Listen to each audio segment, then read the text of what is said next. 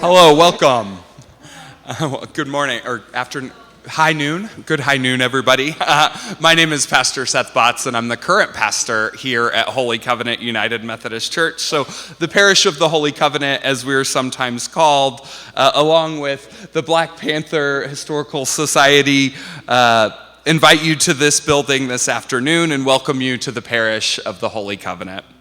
It's an honor to gather in this sacred space with each of you, community leaders. I think there might be an elected official in the room, as well as the historians and neighbors, and truly all those who carry the truth of our sacred shared story. So today we welcome the Black Panther Historical Society, whose tireless work ensures that the history is not rewritten by those in power, but remembered by those who lived it.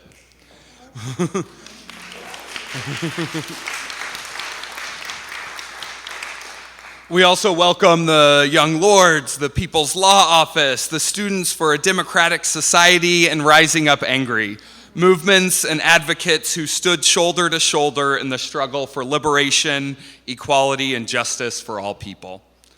And we welcome the Holy Covenant community, whose faith encouraged helped preserve the sacred truth through decades, and whose witness continues today through ministries like Dignity Diner, our weekly meal that feeds anyone who walks through the door. That ministry stands firmly in the legacy of the Black Panthers' free breakfast program, feeding the hungry and affirming the dignity of the poor, and recognizing the inherent worth of those whom society tries to erase. This building does hold a sacred history, not just within the walls, but within its very memory. On the morning of December 4th, 1969, Reverend Jim Reed, then the pastor of Holy Covenant, received a call from Skip Andrew, a young attorney with the People's Law Office. Skip told him that Chairman Fred Hampton and Mark Clark had been shot dead and that they're in their beds by the Chicago police, and that others were wounded and on their way to hospitals. He asked Reverend Reed to come to the Hampton home as soon as possible, and Reverend Reed signed his name as a witness on evidence envelopes collected by Skip Andrew at the scene while Mark Gray filmed the process. A pastor lending his presence and his credibility to ensure that the truth could not be erased. Later, members of the Black Panther Party moved that very evidence, the bullet-ridden door, the blood-stained mattress, and other artifacts into the attic above Reverend Reed's parsonage apartment, located right here within the church building. So it's right back behind there. That space is actually the same place that I call home today, became the sanctuary for truth itself. This act of courage was not isolated. Across Chicago, other United Methodist clergy stood with people, including Reverend Bruce and Eugenia Johnson of Armitage Avenue United Methodist Church. They worked side by side with the Young Lords in the fight for housing against the community control and gentrification. Just months later, both were murdered in their very parsonage for that work. Their lives taken for living the gospel alongside the people. Their witness and the witness of Reverend Reed and this congregation remind us that faith and justice are not separate callings. They are one and the same. So on behalf of this congregation and this community, we say welcome. Welcome to those who keep the faith by keeping the truth. Welcome to those who turn pain into purpose. Welcome to those who still believe that the beloved community is not a dream, but a work in progress. Welcome to Holy Covenant.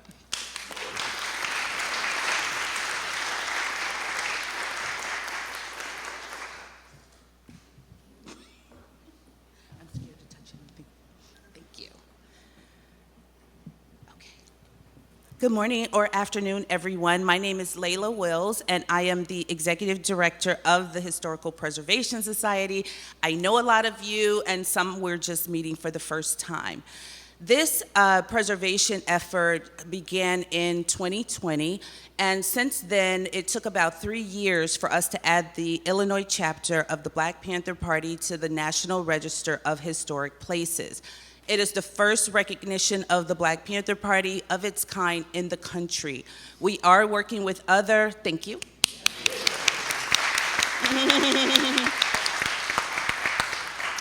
We are working with other former members around the country to help them do the same, because the National Register is a state-by-state basis. We can't do it for the entire chapter. So we invite you to go to our website, ilbpp.org, to look at all of the, and it's not even all of them yet, but we surveyed over 100 locations of the Illinois chapter throughout the state of Illinois.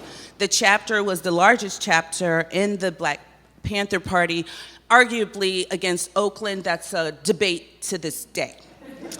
But we also, what's unique about this dedication ceremony is this area. And unfortunately, is anyone here from the alderman's office? Okay, wonderful. So Alderman Knudsen, he couldn't join us today, but all of the aldermen are very supportive of what we're trying to do. And we are building an inaugural trail of 13 sites in Chicago and one in Peoria of the Heritage Trail in Illinois. So we do have challenges. The challenges that we have are not with the city fighting us or anything like that. We're just trying to figure, this is the first of its kind, so we just have some things to work through. So Holy Covenant, we thank them for applying, they installed our plaque right onto the building, and then for the People's Law Office, which is going in the sidewalk, and along with other sites, we have some things to work out. So last housekeeping item is that we will have lunch after this. It's all ready for us. So after the program. Holy Covenant, as you just heard, is site 12 on the Heritage Trail. One reason is because of the evidence that was hidden in this church after the assassination of Chairman Fred and the murder of Mark Clark. They actually tried to murder everybody in the apartment, and the leadership of Illinois, like that's why Mark was in town. He's the leader of Peoria. They were all in Illinois because the chapter was trying to figure out a way forward. In 1969, Hoover declared war on the Black Panther Party and said that he was going to annihilate the Black Panther Party. So Illinois, like LA and other chapters, experienced a lot of police repression, constant raids. And Chicago is unique in the fact that the FBI coordinated with the Chicago Police Department to assassinate a U.S. citizen and the head of an organization. If hopefully Congressman Rush will be here, that is something he wants to make sure that is always part of our narrative. That yes, when it comes to conspiracy theories and Dr. King and JFK and things like that, they openly assassinated Chairman Fred. And that's who they were after, but they were hoping more of the leadership was in the apartment that night. So Holy Covenant, so this area was Omar's not here, but Flint, I'm sure, knows more than I do, but all of the city was involved in the movement in the 1960s and early 70s, including this area. So it was very brave for the pastor to hide evidence, and he had to hide it because the Panthers were constantly being raided, and the evidence could have been destroyed before court. So the People's Law Office, which you will hear a lot more about today, is our site 11 on the Heritage Trail. And the People's Law Office were, to us, as the NAACP was to the civil rights movement. The civil rights movement, civil meaning law, I never classified the Black Panthers as part of the civil rights movement. The Panthers identified themselves as being part of a global struggle for human rights. They identified with the struggle in the Congo, in China, and a lot of other places that were going on at the time. And the Rainbow Coalition is also something very unique to Chicago. And then I'm totally almost done. But the Rainbow Coalition is unique to Chicago with the Young Lords, the Young Patriots, Rising Up Angry, and a lot of other organizations. And in my opinion, the progress that the Rainbow Coalition was making, crossing racial lines in the city, They turned gangs they became more politicized, and they started challenging the daily regime. And in my opinion, the power base of young, poor, all races of people coming together was a real challenge to the establishment, and I am of the opinion that that is when a real decision was made to assassinate Chairman Fred. So the People's Law Office represented, you'll hear more about the trial, what happened with the Hampton against the city trial, but they represented all the party members too. So, and for example, my mom, who is at the sign-in table, the police shot our apartment up too. Like what they did, the raid at 2337 Monroe is unique in the fact that it was a planned assassination, but they were doing that across the board, including our apartment in Allgale Gardens, which of course, you know, project apartments in Allgale are like, their walls are like cardboard. It wasn't like Robert Taylor homes where they were made out of stone. So they shot up our apartment, arrested everybody in there. I was 6 weeks old in the apartment at the time. They arrested my mother and charged everyone in there with attempted murder.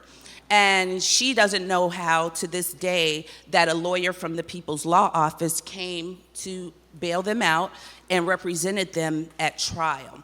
My father was arrested around the Ida B. Wells project with some incident with the police, and to this day, he doesn't know how the People's Law Office found out about it, but they came down there, and then the next thing you know, he was out also. So that's why it was important for us. And the Panthers, the Illinois chapter, helped us choose which locations, which they make up the Historical Society also, which locations go on our inaugural trail, and we had to represent or recognize the People's Law Office and Church of the Holy Covenant. So lastly, can anybody from the Illinois chapter please raise your hands, please, so that we can recognize you?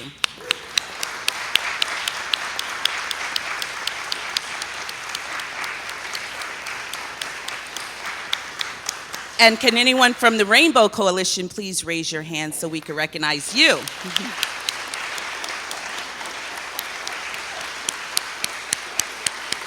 Thank you. And it is with great honor that I will now turn over the program to Flint Taylor, longtime attorney from the People's Law Office. You'll see him sprinkled around here. That's Flint right here. This is Jeffrey Haas.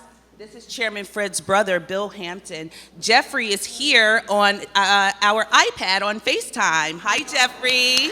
So before the program ends, you guys can come and say hi to Jeffrey. Thank you. And there are seats up here. Please come have a seat if you need seats. Do you have some seats? Thank you, Layla.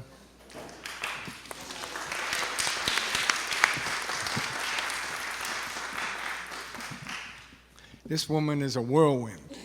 In the last 5 years, she's done more organizing for the Black Panther Party and for the history of the Black Panther Party than anyone else that I know of has done in this entire country. So thank you, Layla.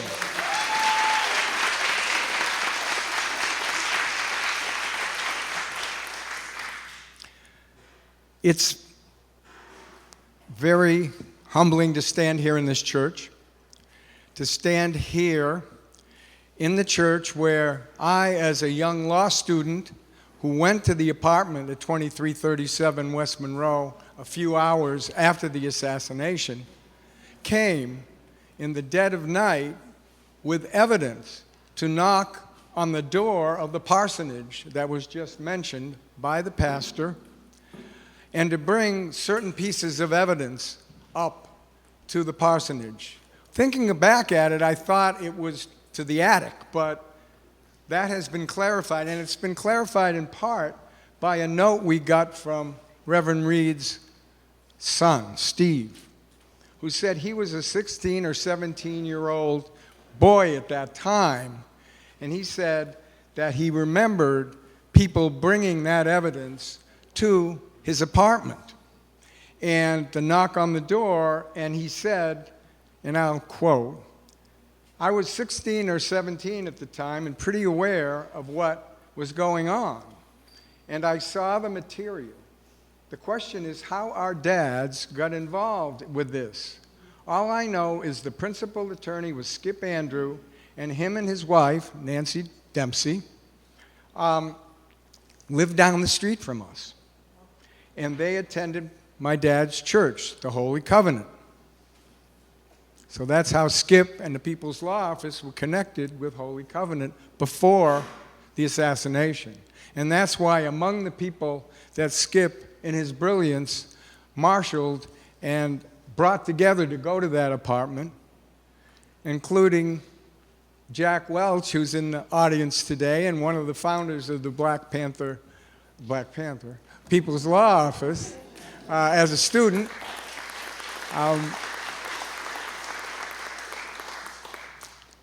That's where we were bringing the evidence. Here, the People's Church on Armitage, and other places.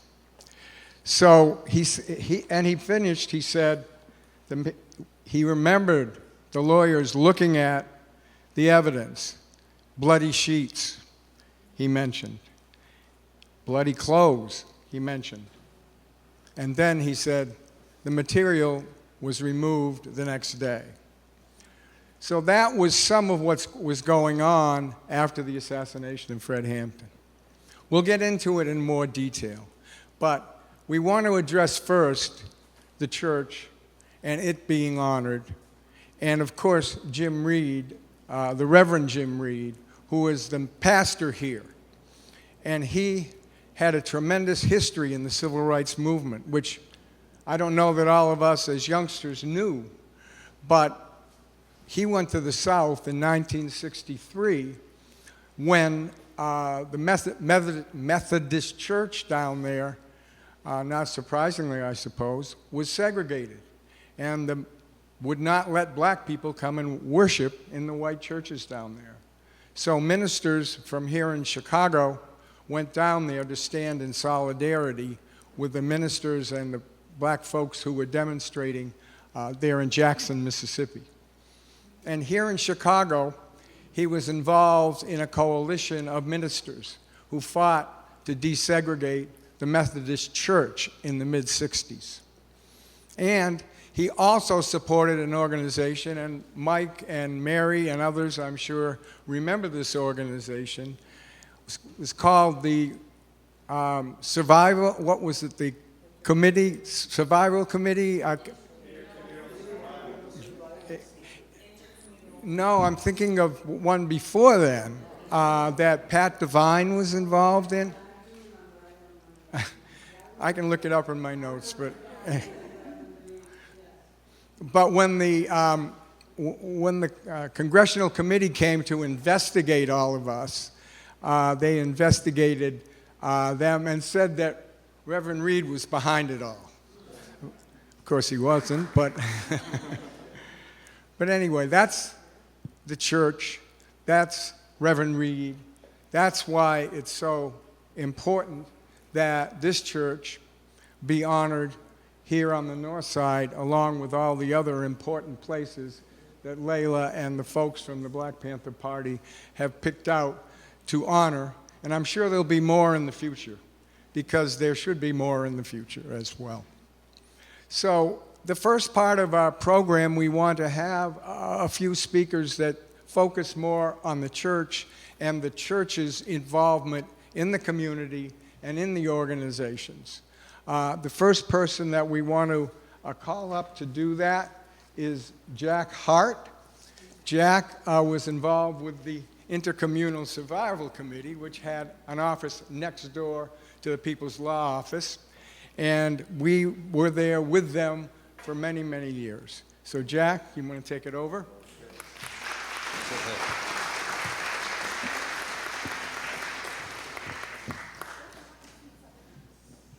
My name is Jack Hart, and I am a revolutionary. Now, I don't say that lightly, because we try to live our lives along the principles of the Black Panther Party, which would be based on respect and freedom and commitment unity. Anyway, I was one of the founders of the Intercommunal Survival Committee back in 1971. I think, bear with me on dates because it's, but anyway.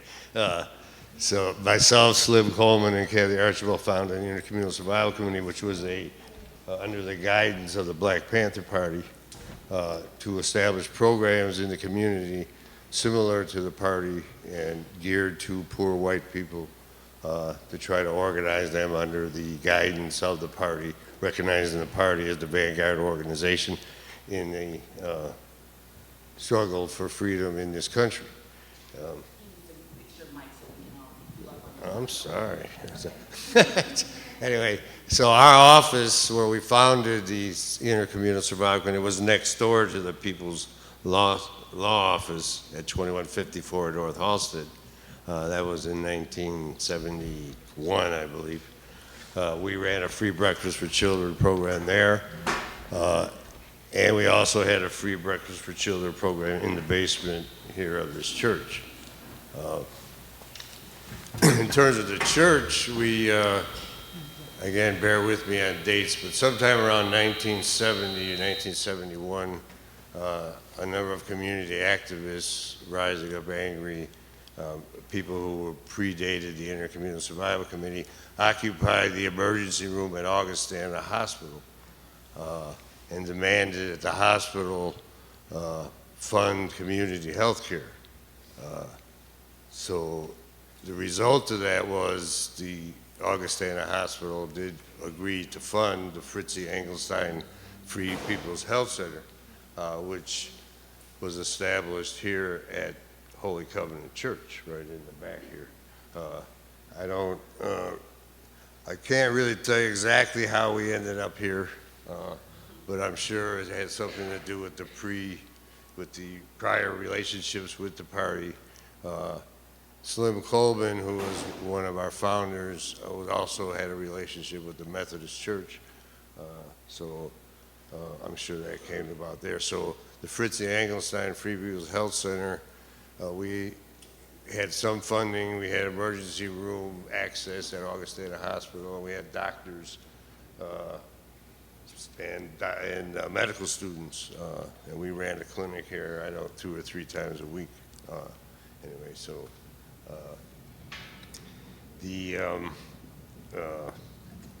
I was going to say next door to the People's Law Center, law office in the People's Law Office at 2151 North Halsted at some point became the national.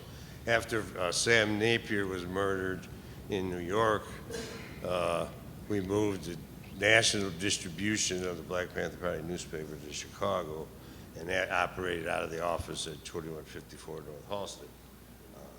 So that's some of the tidbits of our history. Anyway, so this church and its relationships that went on after that for years. We had, there was events here with the Young Lords organization. This was always a place we could gather, a place we could use, a place that the community could use, basically a resource. So I'm honored that it's honored. So anyway, so.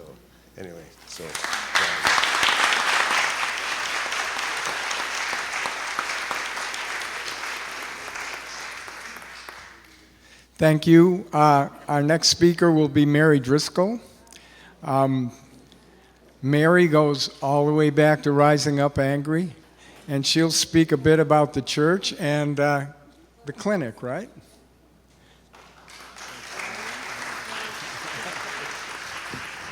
Oh, okay.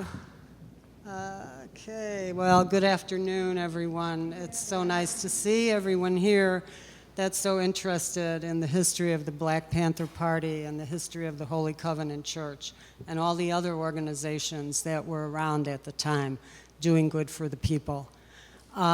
So I was involved in an organization called Rising Up Angry, and we were part of the Rainbow Coalition that the Black Panther Party in Illinois was building.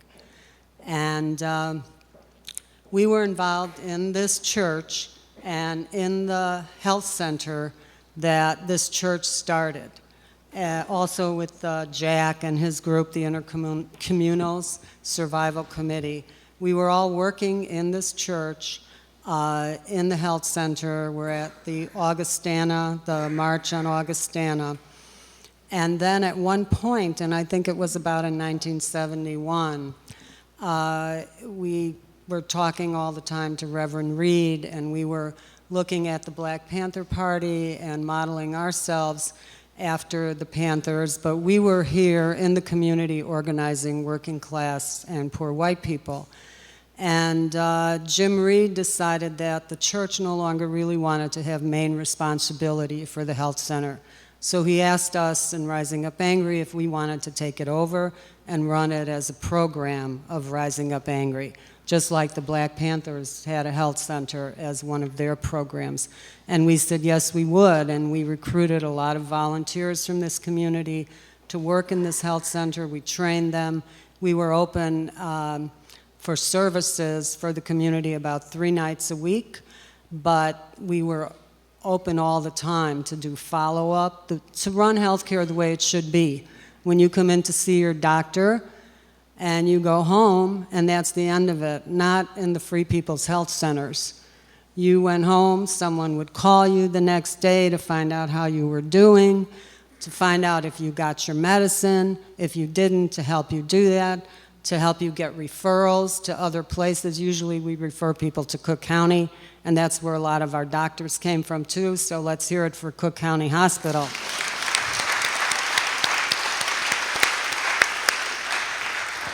So I'm going to end there just to say that this church has such a rich history, and I'm so happy to be here again. It's kind of awesome for me to be back in this place.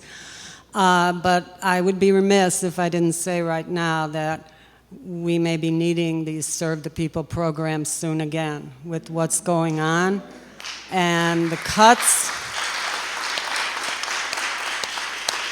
I mean, we're in fascism now, and the services that are being cut in healthcare, just let's look at healthcare.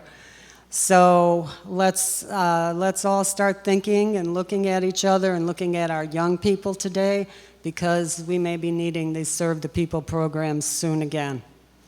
Thank you all.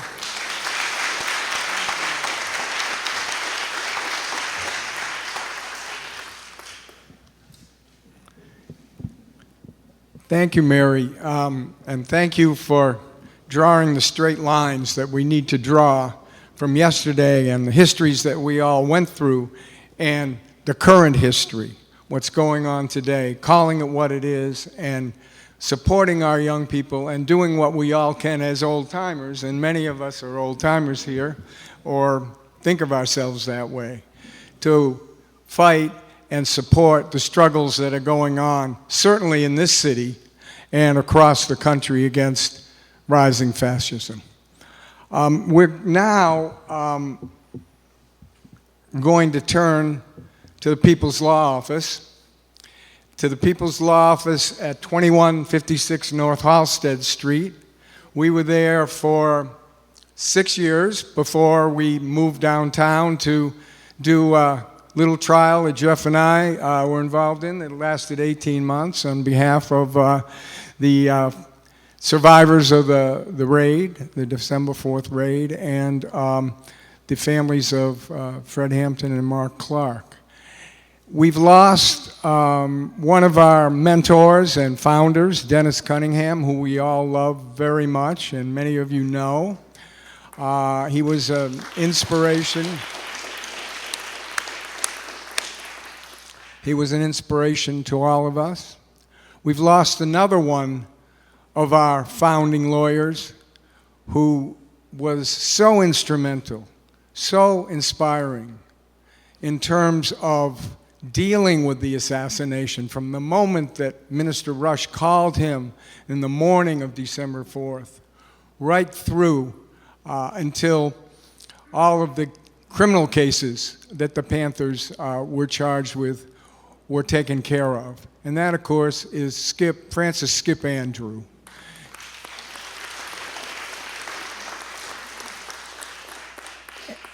And I want to turn to a video to another one of our wonderful founders. He's out in Santa Fe right now. He couldn't make it here, but he sent us a video, and he's going to talk a little bit about the founding of the People's Law Office, and that's Jeff Haas.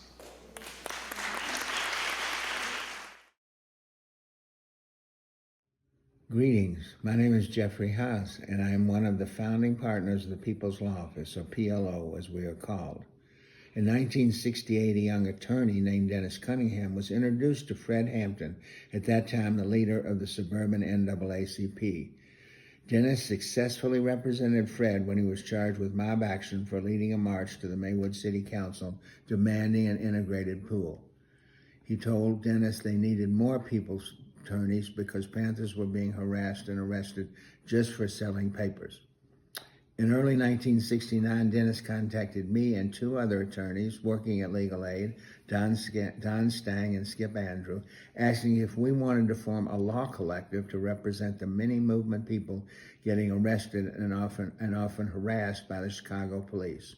The groups included the Panthers, Young Lords, a former Puerto Rican gang turned political and fighting gentrification and police harassment in Lincoln Park, SDS, and many anti-Vietnam War protesters. Law students Flint Taylor, Siva Dubar, Jack Welsh, and Ray McLean soon volunteered to help the new law office.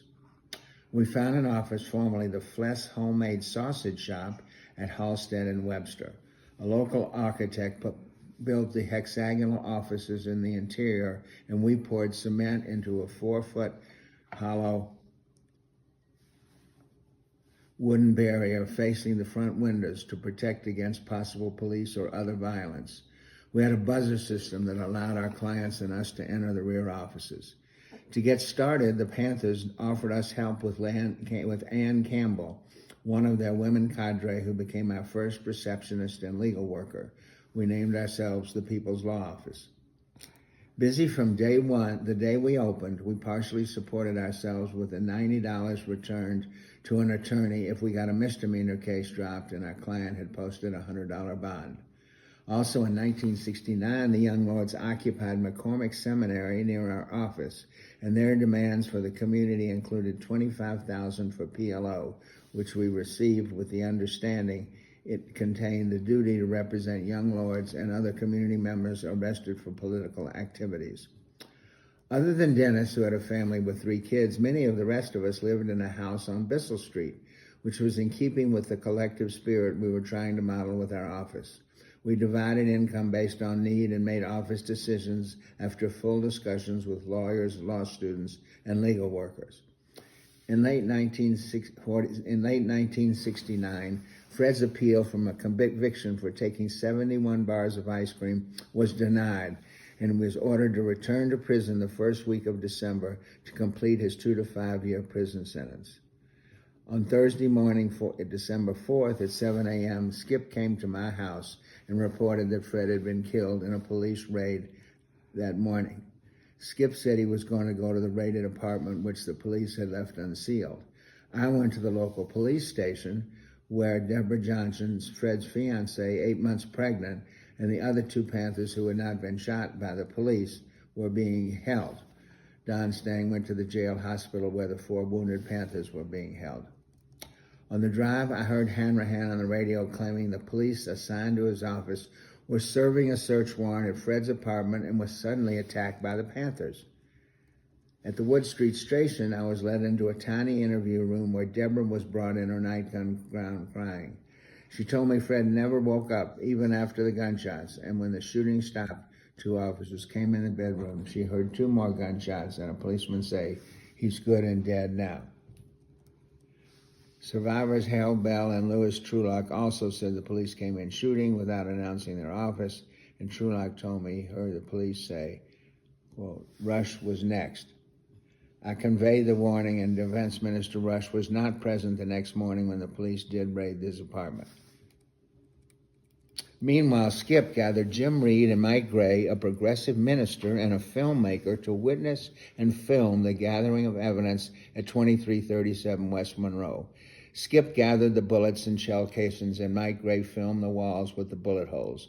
Our expert later placed thin wooden poles in the bullet holes, which demonstrated the directions of the shots and proved there were 90 shots from the police toward the Panthers, and the only other shot was a reflexive one into the hall ceiling from Mark Clark at the front door after he had been fatally shot by the police.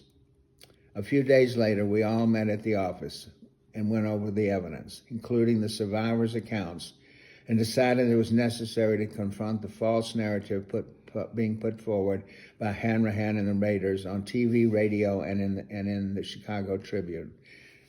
While many of the other defense attorneys argued, let's show our evidence at trial, we invited the press to the apartment to view the evidence. This included showing them the 2 black dots in a photo at the back door, which Hanrahan claimed were proof of shots by Fred Hampton at the incoming police, but which we showed the press were actually nail heads. The public sentiment turned after we and the Panthers showed the police stories were false, and what happened was a pre-planned assassination. The criminal charges were dropped at the preliminary hearing date in April. In May of 1970, we filed the civil suit Hampton versus Hanrahan. PLO attorneys pursued this case for 13 years, including a 15-month trial during which we discovered new evidence that showed not only the police, but the FBI at the highest level was involved in the conspiracy to murder Fred Hampton.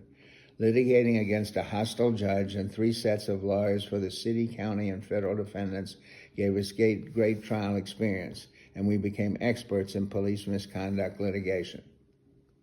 The Hampton case, as well as many others, have led to a proud 56-year history of defending and advocating for those fighting for justice and the oppressed. It started in the former Sausage Shop. PLO now resides at Division in Milwaukee. I left People's Law Office in 2002 after 33 years, and I'm proud to say the principles which led to the formation of PLO of fighting racism, repression, police misconduct, and defending the rights of protesters continue and have grown to this day. Viva PLO, and thank all of you who have made this recognition possible.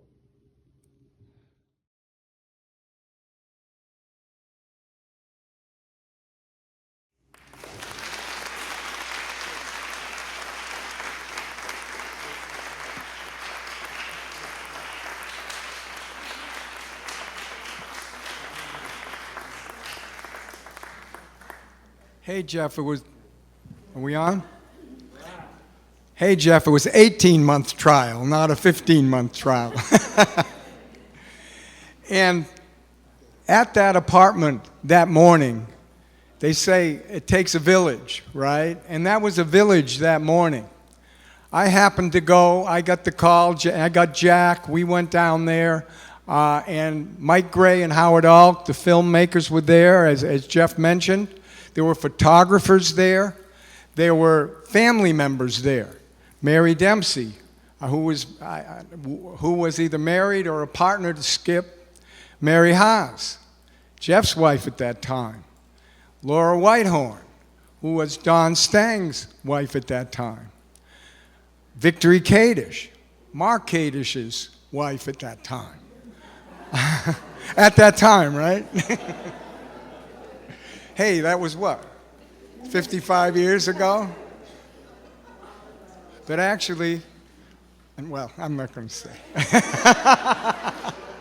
And stay away from that. But that is, for the next 10 days, we stayed at that apartment and took that evidence. And who I should mention foremost were the Panthers. The Panthers who stood up. From Bobby Rush down to others who came in that apartment every morning and did tours. And thousands of people from the communities, the near and far, came through and saw those bullet holes and saw that bloody mattress where Fred was murdered. So the Panthers stood up at that time under severe, severe repression, when their leaders had been shot in their bed, shot down, and came forward. And as that village stayed together and has moved forward, has changed that narrative from a shootout to a shoot-in to a murder to an assassination. And without that family, without that village, we all would not have been able to do that.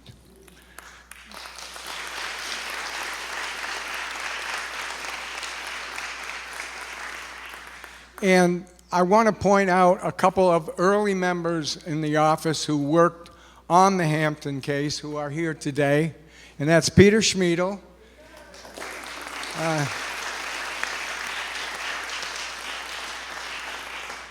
and Chick Hoffman.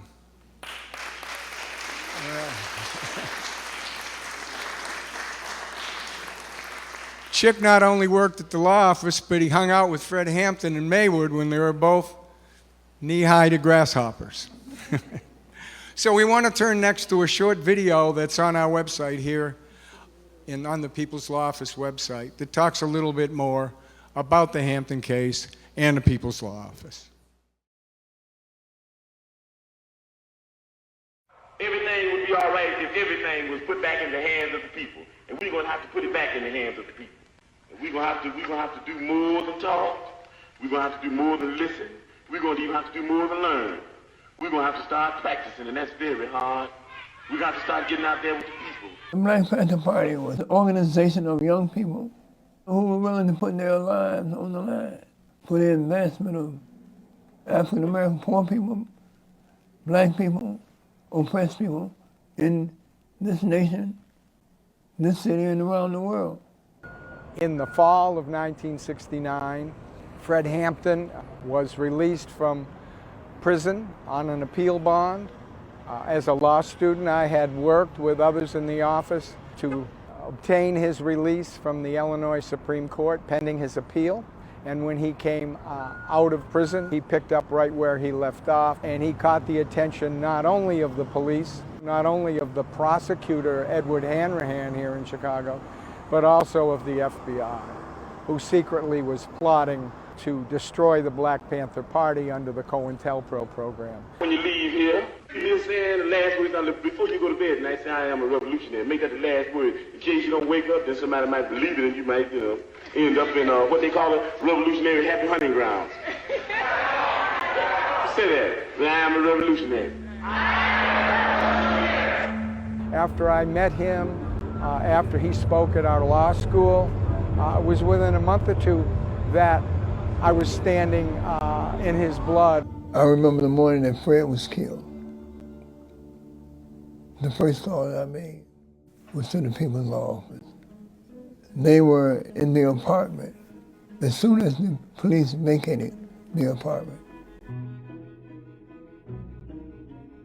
And for the next 10 days, we spent that time in the apartment taking evidence to show that, in fact, the story that the police were telling was a bold-faced lie, and that it was not a shootout, but rather it was a shoot-in and ultimately a murder.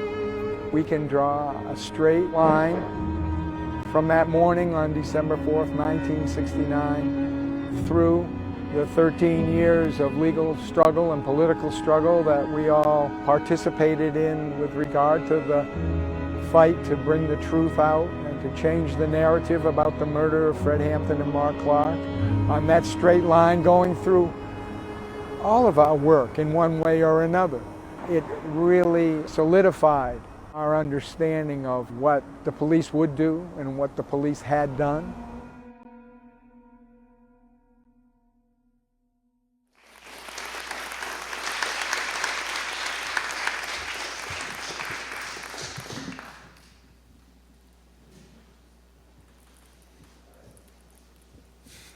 Thank you. Next, I want to bring up someone who was extremely important to the Black Panther Party, was important to the People's Law Office, and continued to be extremely important to the family of Fred Hampton over the many, many years. Iberia Hampton and Francis Hampton, Bill Hampton, and Dee Dee Hampton, the family of Fred Hampton, was a tremendous, powerful force in the community in standing up for Fred Hampton And one of the people who continued in solidarity with that family after being so important to the Black Panther Party was Ann Campbell, now known as Ann Kendrick. She was our first receptionist at our office. And Ann, would you come up and speak to the folks?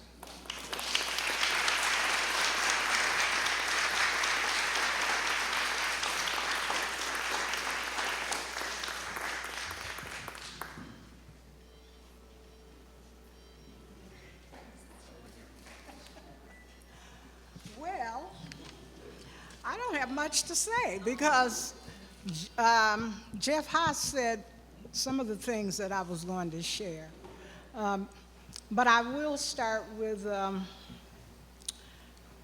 how I came to be a part of the People's Law Office. I joined the Black Panther Party in the fall of 1968. And oh,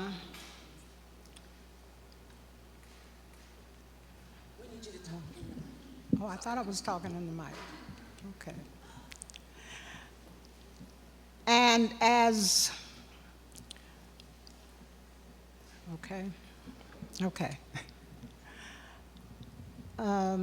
we grew, of course, there were conflicts and harassment, arrests that came along with our growth. And we needed a team of lawyers. Let me back up. Fred Hampton had a couple of cases that he was fighting when he came into the party that stemmed from his involvement with the youth chapter of the NAACP in Maywood. And I had a chance to accompany him to the home of Dennis Cunningham early on. And that was my first encounter with one of the attorneys that ended up helping to form the People's Law Office. And as time went on, that team grew to include some of the attorneys that have been named already. Once the People's Law Office opened, Chairman Fred approached me one day and asked if I would be willing to go and volunteer at the People's Law Office 2 or 3 days a week. We felt a sense of indebtedness because there were so many cases that we had that they were handling. But anyway, I did do that, and as a result, I became, I don't want to say part of the family there, but I do feel like that's what I was. I was part of that family. And I even had a chance to work with them after leaving the party and getting married and starting my family. They called me during the summer months to do some work for them. I was a teacher, so my summers were free. And I was called several times, and they brought work to my home to do. I don't know if you remember that.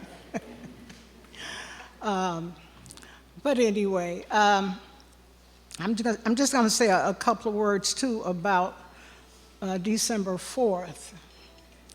I received a call from Bobby Rush to come and pick him up because he had gotten word that Chairman Fred's home had been raided. And I picked him up, and we went to the apartment, but we could see that the police were still there. So one of the party members, Barbara Sankey, lived right down the street. We went to her house and waited for the police to leave. And while we were waiting, they kept saying on the radio one of the bodies that had been removed was tentatively identified as that of Fred Hampton. And Bobby was in touch with Skip Andrews. And Skip said, we need to find out for sure who's in that morgue. And he said for us to meet him at the morgue, and we did. And when we got there, we told them why we were there, and they wanted to know if we were family members, and we said no, and they told us we could not then view the bodies. So Skip, with his quick thinking, said, well, she's his fiancée. And they allowed us to view and identify the body. And we left the morgue and went to the apartment, and by that time, the police had cleared away. They left the apartment wide open. And I think there were a couple of Panthers in the apartment. Dozier, I think, was one, and I don't remember who else. But as we moved through that apartment and saw the destruction and the bullet holes and the blood, and as we worked our way to the back bedroom and we saw the blood-soaked mattress, Skip said, those MFs murdered the chairman in his bed. And from that point, I guess the lawyering kicked in, because he started talking about what needed to be done, who needed to be contacted. He called so that photos could be taken. And as they mentioned, they started collecting the evidence. And I guess had that not been done, it would have been more difficult to prove that it was really a shoot in and not a shoot out, because that's what the police were putting out there in the news.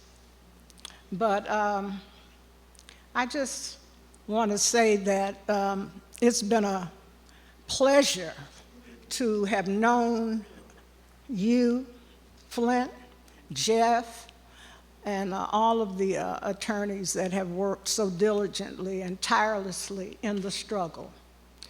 And the support that you gave to the party, to the Hampton family, I say thank you.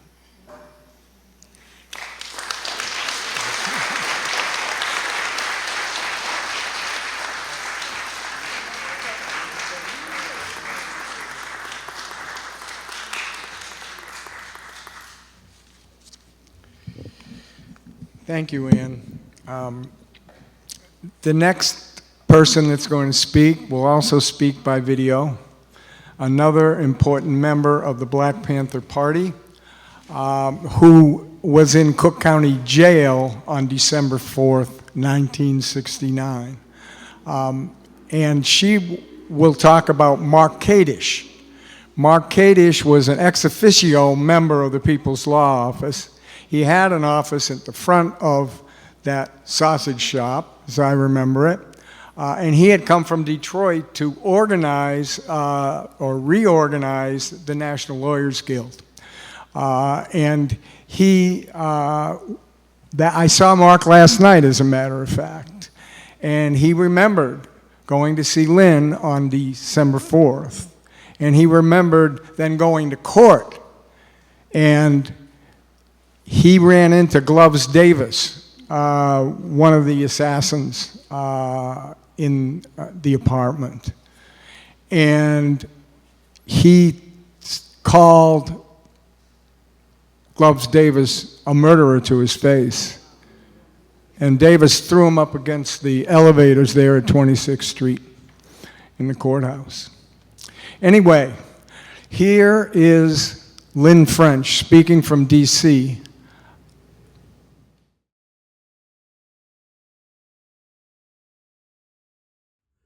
Good afternoon. I'm Lynn French, and I was a member of the Illinois chapter of the Black Panther Party from late 1968 through March 1973. During those years, the People's Law Office was an important, active ally of the chapter. We constantly were harassed by the Chicago police as well as surveilled by the FBI. Many of us were arrested on trumped-up charges and sometimes convicted and jailed. Invariably, we were represented in court and defended by the People's Law Office. Regardless of the charges, they loyally stood in court with us.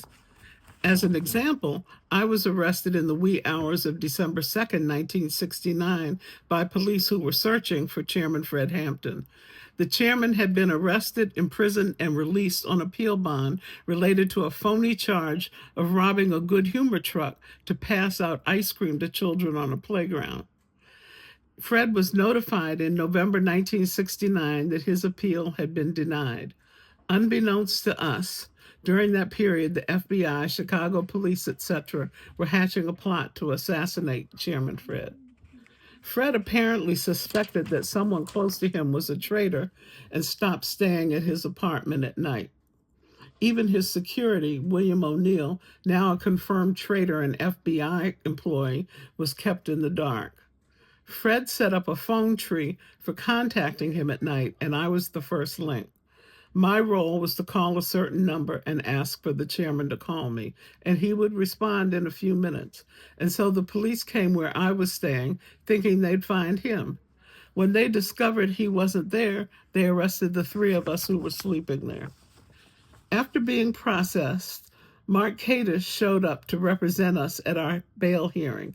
He told us he'd be back the following day, December 4th, for a formal bond hearing in the courthouse, but instead he came that morning to tell me the chairman had been assassinated.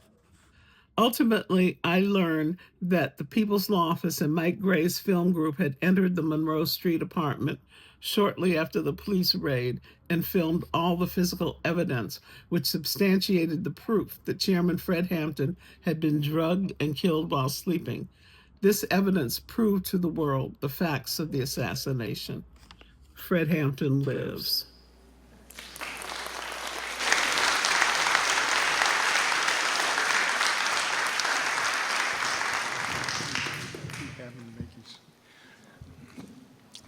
I just wanted to point out this picture here. That's Skip Andrew. That's Ray McLean, one of the original law students in the office who went on to be a very successful civil rights lawyer in South Carolina. And this is the famous door panel from the front door, the inner front door at 2337 West Monroe. And this door, the police claimed that the Panthers fired, Mark Clark fired at them with the door closed. Skip had the presence of mind to film that door panel when it was still in the door, and then take that door panel. And if you look closely, you'll see there's 2 bullet holes in that door. One going in and one coming out. And the one going out was fired by Mark Clark as he was shot through the heart, as Jeff mentioned. The one going in was from the Raiders. And Skip and Dennis and the lawyers knew that they could catch under oath the Raiders in lies if they hadn't seen the door panel. So we had taken that door panel, given it to our expert, and Siva Dubois and I were back east over Christmas, and we brought it back to Chicago, wrapped as a Christmas present. My sister remembers it being hidden under her bed. But Skip said, we're not giving up that door panel, even though Hanrahan had subpoenaed it. And meanwhile, there was a coroner's inquest. And the inquest was going on, and the cops were being interrogated by Skip and Dennis and Jim Montgomery, another important lawyer in the case. And they all gave their lie about there only being one shot. And so while that was going on, Skip was held in contempt. Skip went to jail for the weekend, setting up a long line, a long tradition of PLO lawyers going to jail for contempt. But then, this is Skip, when he came out and showed the media, and you'll see it's a very famous scene in The Murder of Fred Hampton, when Skip is telling the press, here's the bullet that went in from the police. So that's a little important piece of the whole puzzle. Now, the next person I'm going to bring up needs no introduction, but I'm going to go back to the day and present a sanitized, because we are in a church, version of how Chairman Fred used to introduce this man. And I want to bring you the Minister of Defense of the Black Panther Party, bad MFer, Bobby Rush.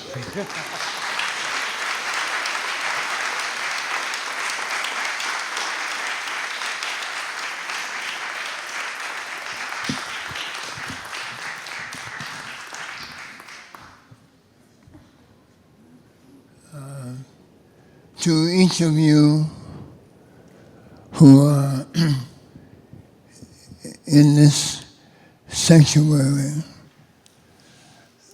this afternoon I extend my heartfelt gratitude for you participating in this great event. And for those of you who actually committed blood and sweat and tears and every other kind of resource to the work of the Black Panther Party in general, and to making sure that justice was served to Fred Hampton and Mark Clark. Let me just say I am indeed humble and grateful to be in your presence this afternoon. As I look at this wall of inflection and reflection, looking at the photos that are in the front and in the rear and on the sides, I see and I remember some of those specific details of why those photographs were taken and what is the story behind those photographs. But I must lift up, in my estimation, the greatest law firm that the American jurisprudence system has ever produced, and that is the law firm known as the People's Law Firm.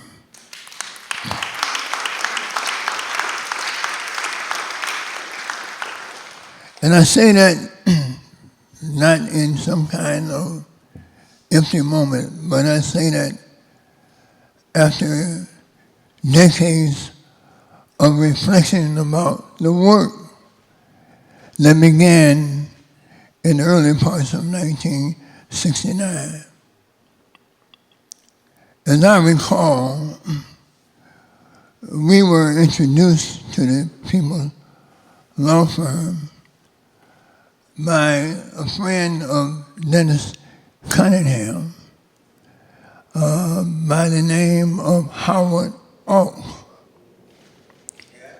Howard Oak was an editor, and he was in the throes of editing a documentary called American Revolution 2. And American Revolution 2 was being produced by the film group located here in Chicago, where Mike Gray was the head of the film group, and there were other people associated with Mike Gray. And Howard and Dennis were friends, and Howard was actually filming, and the film group was actually filming some scenes and interviews of Panther Party members in a townhouse on North Park Avenue when we were introduced to them, to the people's law firm. And so here was a bunch of young white lawyers willing to do revolutionary law and to defend us and be our friends and ally during these tumultuous years. And we became comrades, to speak. We just didn't have a lawyer-client relationship, but we had a relationship that extended beyond just the law, just representing us in court. They became true allies of us. And we took pride. You know, the Panther Party in Chicago, the Illinois chapter, we kind of had a lot of verve and a lot of confidence and a lot of boldness. And we had that Chicago attitude in the Panther Party. And we earned the respect of the National Panther Party. Oakland would, the headquarters, they would proclaim, and then we would produce. Oakland would lay out the theory, and we would put that theory immediately into action. And so Oakland had Charles R. Gary, who represented Huey Newton. And the legend of Charles R. Gary was rampant throughout the movement. And here we were in Chicago. We had Dennis Cunningham and Skip Andrews and Don Stein and later on Flint Taylor and Jeff Hahn. So we felt as though we were right in the mix with our people's law office, and we could depend on them. So I'm here to honor this group and the work that they have done continues even to this very day. But let me try to put the assassination of Fred Hampton and Mark Clark into some kind of historical perspective. I don't know if you thought about this, but I have reflected on this and spoken about it on many times before. The assassination of Fred Hampton, particularly, and Mark Clark,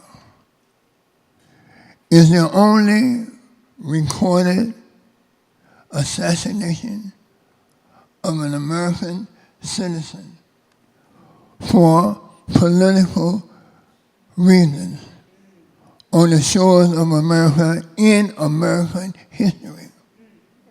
The only one. The only one. going all the way back to Abraham Lincoln, and followed by other assassinations of John F. Kennedy. Even Dr. King's assassination was not officially sanctioned. Officially sanctioned and recognized as an act of the American government. And what's my evidence? It became known through the work of the People's Law Office and others that first of all, that the conspiracy to kill Fred, the actual plan, came initially from the FBI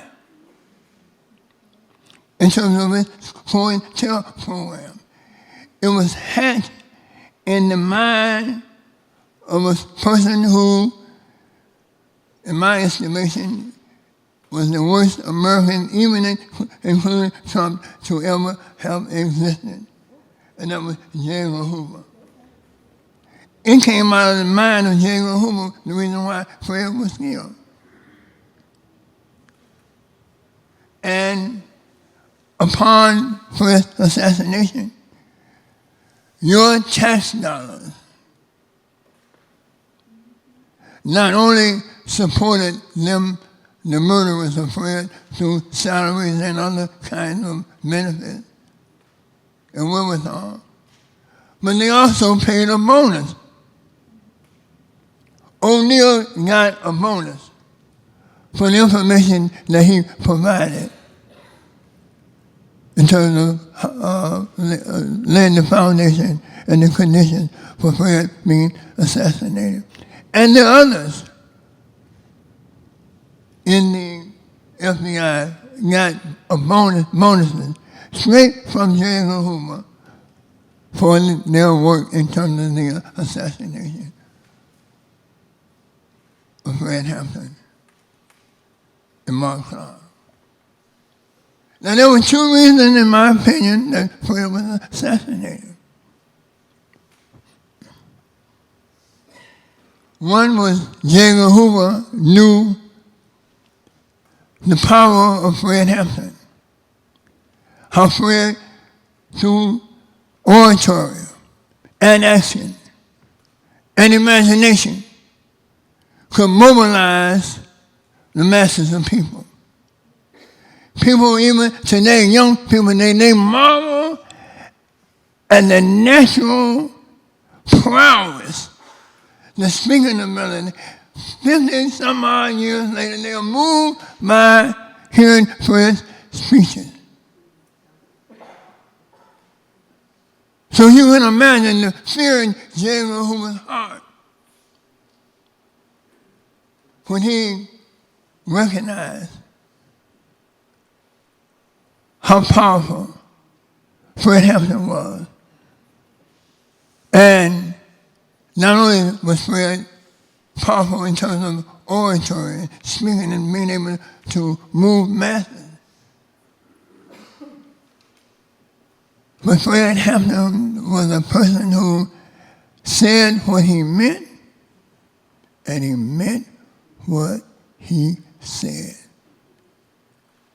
He would not tolerate, he had no tolerance for low-minded people, low-minded ideals, and low-minded action. He was a man of excellence. So they had to kill Fred because J. Edgar Hoover feared that Fred would be the new black Messiah. And on November the 13th, 1969, there was a shootout on on South Martin Luther King Drive, 58th and Calumet to be exact.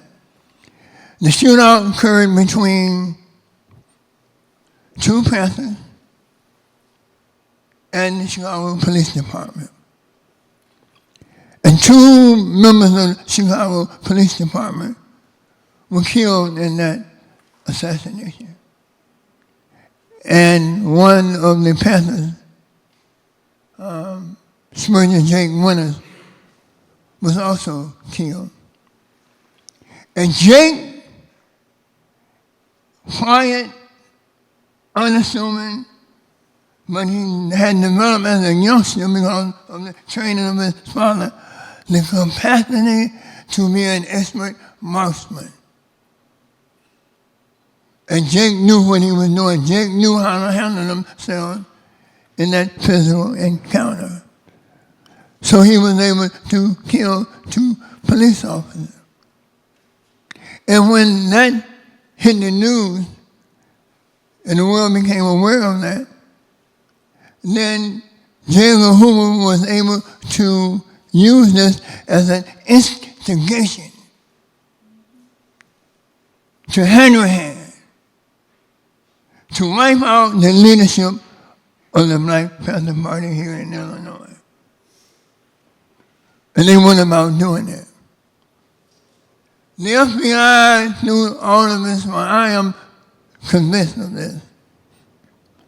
That the FBI knew that there was a plan through the same people, through the same film group, Mike Green and Howard Oak and others who were our comrades, that there was a plan to get Fred Hampton out of the country. And we had made provisions that Fred was going to be taken in the middle of the night through Canada, through Nova Scotia. We ultimately was going to get him over to Algeria. And they knew that. I'm convinced that they knew that. And they wanted to thwart that plan. And so they decided that rather than allow Fred to leave the country, because he was supposed to have gone back to prison to serve the remainder of his 5-year term, he was supposed to have gone back to prison on December, I think it was December the 9th. His appeal bond was up on December the 9th. And they didn't want him to go back.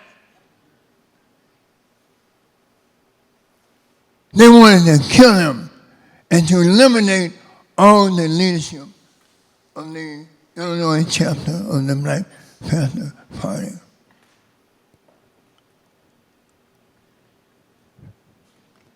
So, December the 4th, on a Wednesday, we had, the same day, we had political education classes.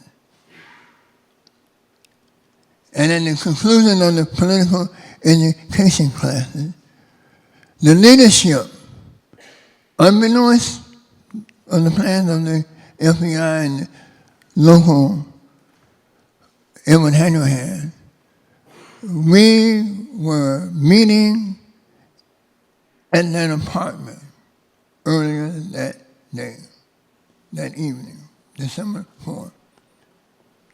And after the pastors from across the country, they had been in Chicago for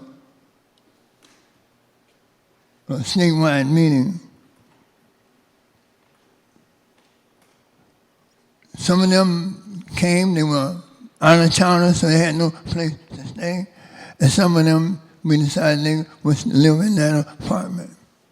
So we would stay in that overnight in that apartment. And so our meeting, our scheduled meetings, we had to adjourn and said we would meet again to meet the next day. But my point is that we were all to be in that apartment earlier that evening, and the FBI and the Chicago Police Department knew it. But because of unforeseen circumstances, they didn't know that we had made a decision to leave because there was no other pastors were coming into the same space, and so we had to postpone the meeting to the very next morning. And that's why some of us were able to not be present during that raid. They were going to eliminate every one of us. The very next morning on December 5th, 1969, at 5 a.m. in the morning, they came to my apartment at 2030 South State Street, apartment 408, and shut my door down. And if I had been in that apartment that evening with my wife and my 2 young children, I would not be standing here with you today, because they came to assassinate me also. And so, Skip told us and told everybody,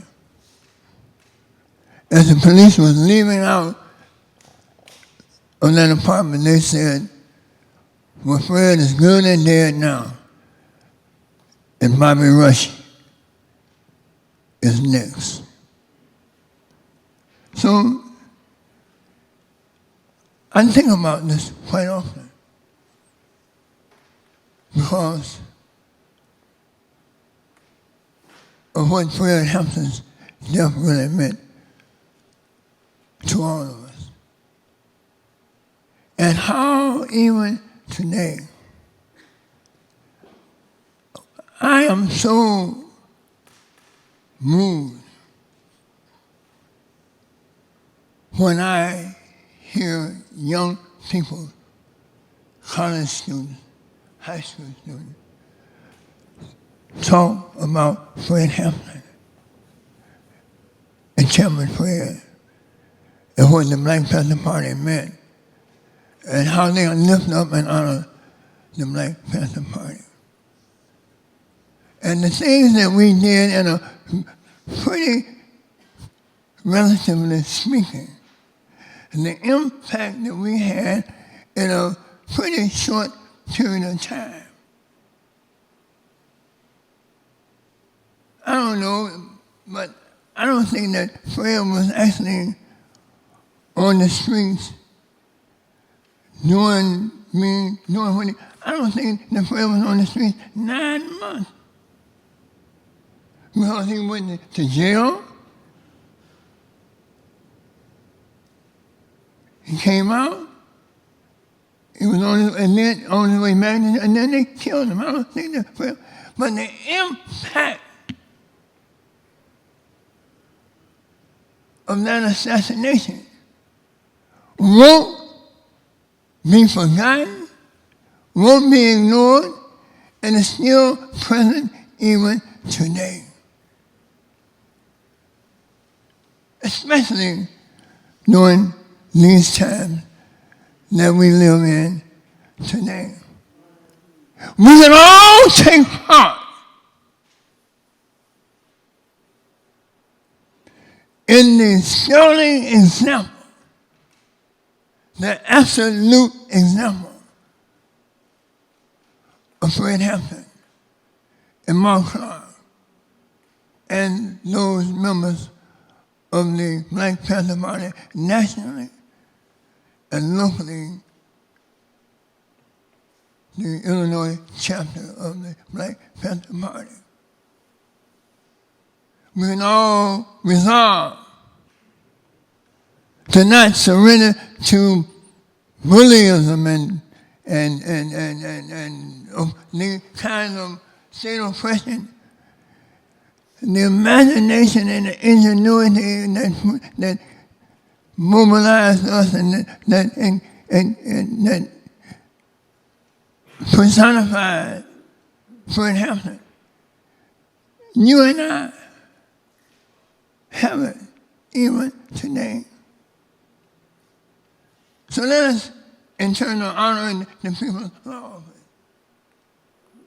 let's make Fred one of Fred's notable statements. Let's bring it from way from back in 1969 and bring it forward to this very moment. You can kill a revolutionary, but you can't kill the revolution. You can kill a revolutionary, but you can't kill a revolution. And it's time now for some revolutionaries to take a stand. God bless you.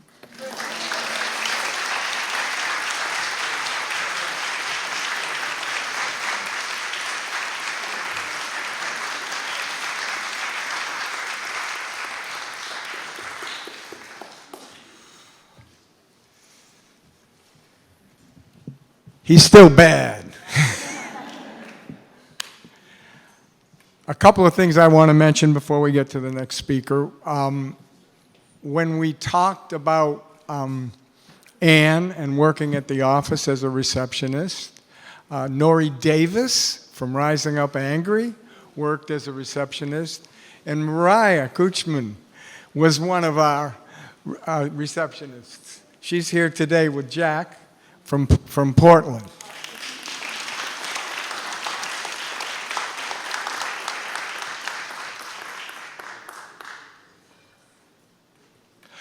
The next person who was listed to speak, unfortunately had a family emergency and couldn't make it. That's Omar Lopez, who was a comrade of Chacha Jimenez, one of our important clients. He, too, was an important client of ours.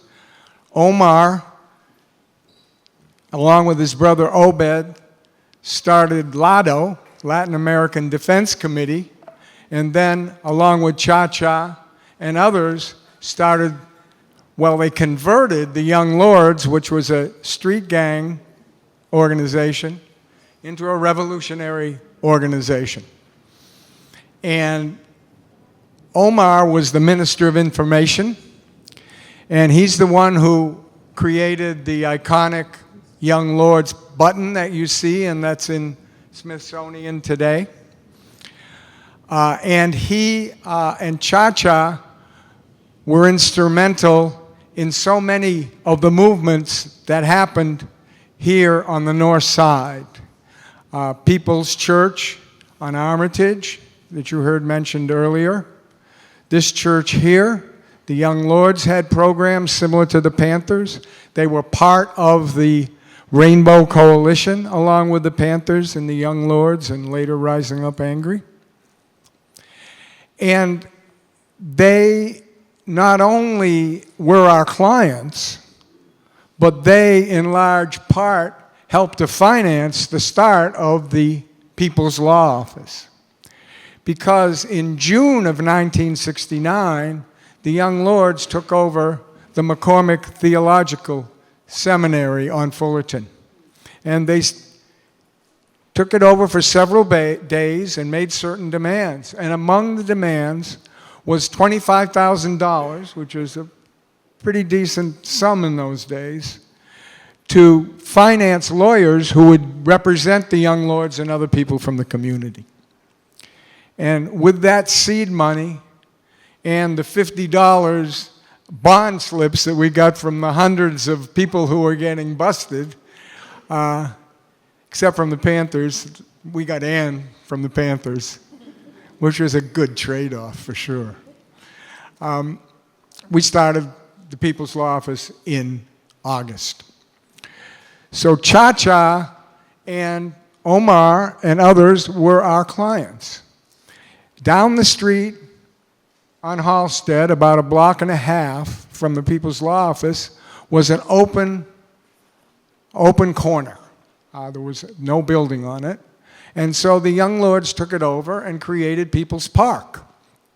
And that was an important place for community members to gather. But the police came to People's Park, and Cha-Cha and Omar and others defended People's Park, and they were busted for resisting the police takeover of People's Park. And so we ended up representing Omar and Cha-Cha in that case. Cha-Cha had many cases. One of the cases, which is similar to the legend about Fred Hampton stealing $71 of ice cream and distributing it to the kids in Maywood, is that Cha-Cha was busted for stealing some lumber from a construction site to help build the daycare center in the church on Armitage. And Cha-Cha had so many bogus charges that he went underground for a few years, but he resurfaced. We worked through his cases, and he went on to continue to be a great leader in this community, run for alderman, and do so many other things. So it's unfortunate that Omar can't make it, but I thought that I would give a little background about the importance of the Young Lords to the People's Law Office and the importance of the People's Law Office to the Young Lords. So,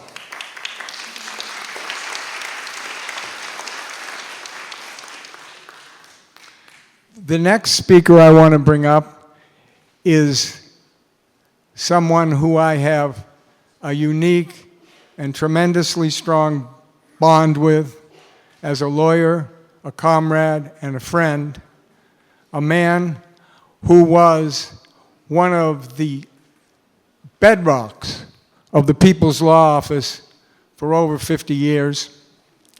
He not only was involved in the Carbondale Black Panther case, which is what he's going to talk about, but he was one of the main lawyers at Attica, along with Dennis Cunningham from our office, and they fought a struggle that was even longer than the Hampton case to bring some modicum of justice and to deal with the narrative at Attica. He, along with Jan Sussler, who was here, I hope she's still here.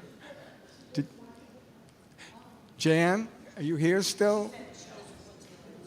Oh, well, I'll be damned. We're all getting older, aren't we? Along with Jan Sussler, they fought many struggles on behalf of the Puerto Rican independence movement, on behalf of the Puerto Rican nationalist prisoners, and for the Puerto Rican freedom fighters for decades. Mike Deutsch and I, we are certainly, I can't communicate the bond that we all have at the People's Law Office, and Mike is a major reason that we have that. Mike Deutsch.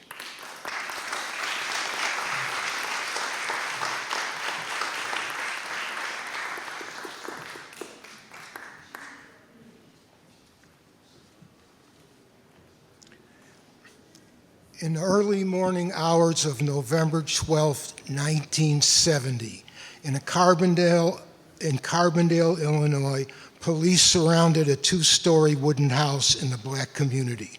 It was the home of the Black Panther students at Southern Illinois University. Carbondale police, state police officers from surrounding towns, and state police, all armed for war, laid siege to the people inside. Two Panthers tried to escape by jumping off the back porch. They were shot instantly and arrested. 700 bullets tore into the house over 3 long hours. But despite the show of police force, people in the black community intervened to end the police attack. 3 of the remaining Panthers were arrested and charged with 41 counts, including numerous charges of attempted murder. The following day, 500 SIU students demonstrated against this police shooting. And in the spring of 1971, we formed the PLL South. Myself, Pat, Hanlon, Flint Taylor, Jeff, and a lawyer named Arnie Jokums. In addition to representing the accused Black Panthers, we also represented students protesting the war and facing marijuana charges brought by the Illinois Bureau of Investigation.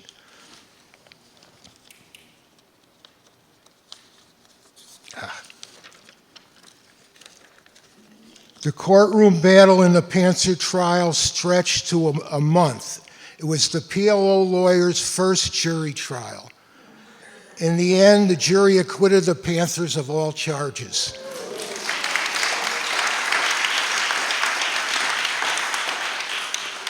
As we celebrated, we saw a newspaper headline about the rebellion of the Attica brothers at Attica Prison in upstate New York. The Attica brothers had righteously resisted the inhumane conditions and were calling for liberation and justice. When the Attica retaking by the police assault inevitably came, 32 prisoners were killed, many left to bleed to death. Tens of others were systematically and savagely beaten. In addition to the prisoners, 10 guards held as hostages were killed by the state police. The violence was staggering, the injustice undeniable. A few weeks later, another call for justice came, and the PLO responded again. Jeff Haas went to Attica to meet with the brothers and brought back a communique from them seeking solidarity and support. Later, Dennis Cunningham and I helped to form the Attica Brothers Legal Defense with others from the National Lawyers Guild. We defended the criminal cases and later filed a class action civil rights suit for the prisoners, which went on for over 20 years, eventually resulting in monetary damages.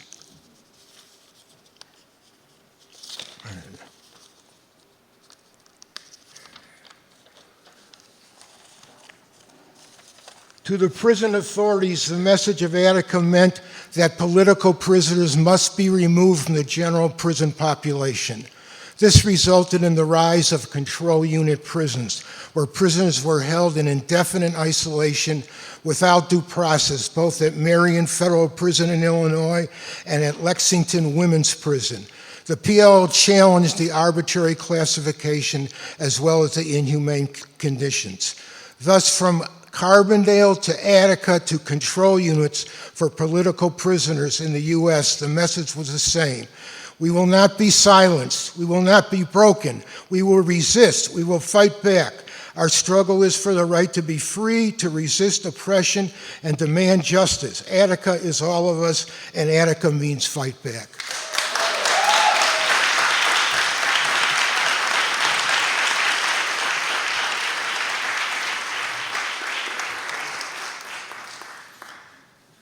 Thanks, Mike. And our partner of 45 years, who took a bathroom break while I was praising her, Jan Sussler. I just want... She's with us still and gives us a tremendous inspiration for all the work that she has done and continues to do. The next person that I want to bring up, we all know. We used to know him as Fatback. Then we called him Mike, but now he's Michael. He used to be the leader of the Rising Up Angry, and then he was a restaurateur of Heartland, correct? And now he's a professor at DePaul, or he was. I'm not sure if he still is. But he certainly goes back a long way, and I want to bring him up to speak about Rising Up Angry and its connection to the People's Law Office. Michael James.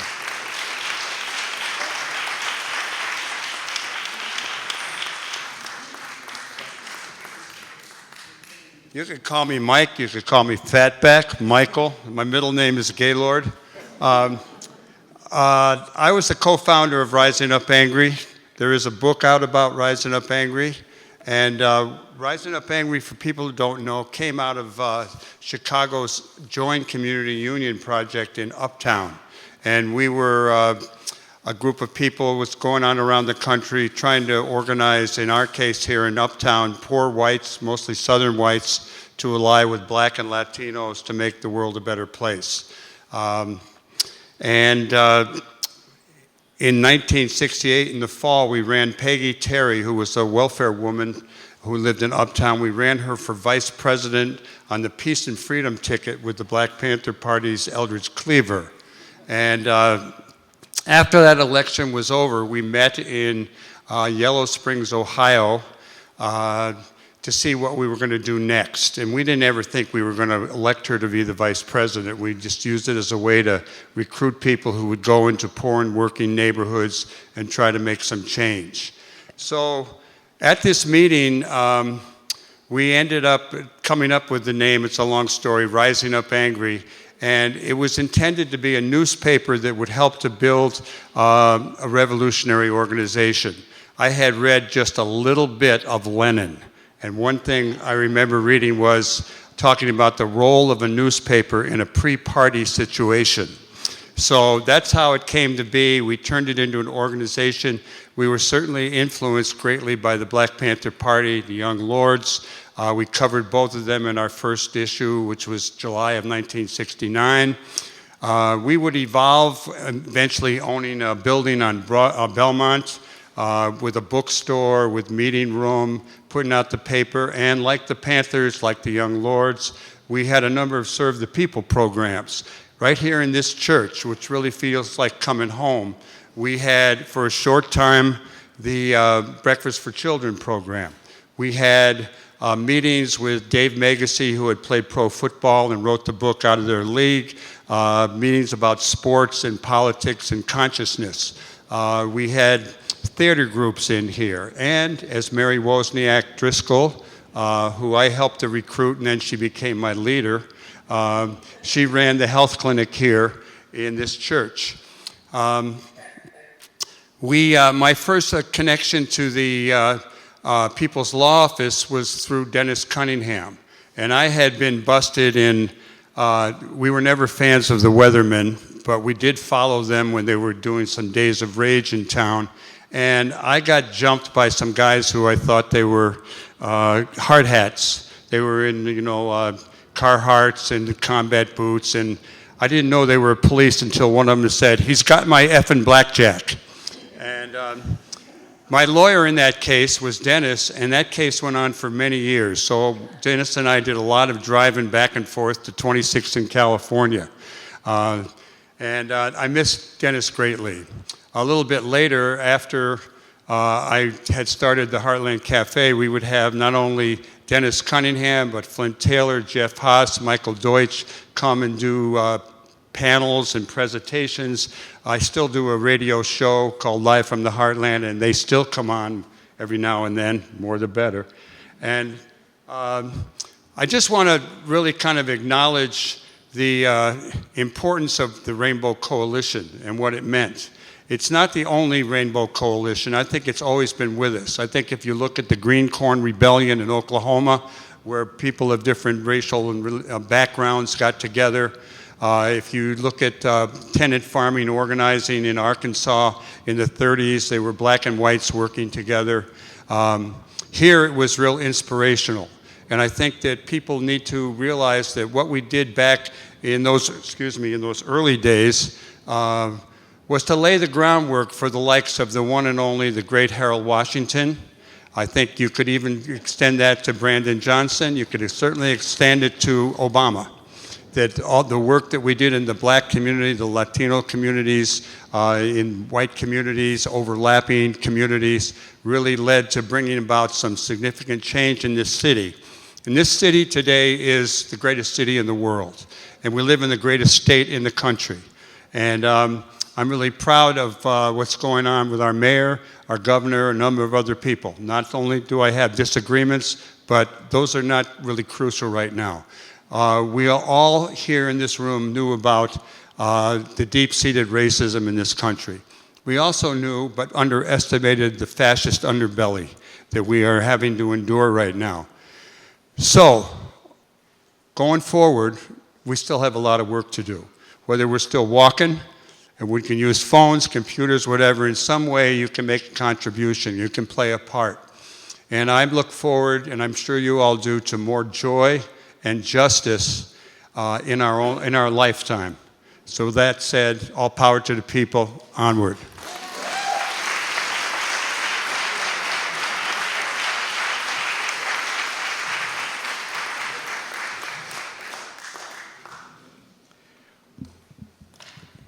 Well, that was great. This has been wonderful. This has been a wonderful educative experience for all of us. But we're not done yet. We're getting there. We're getting to the refreshments. We'll be there soon. Many people have mentioned what is going on now as important. And of course, what I mean by what's going on now, not only what has been referred to as creeping fascism, as white supremacy, all of those terms, but the resistance that's going on. The resistance that's going on here, that's going on across the country. That's so important, and the young people that are in the leadership of that, we as elders have to support. We have to lend this history to them. They have to listen to us, but we have to listen to them. And our office has gone on now for 56 years, and we hope that it will go on a lot longer.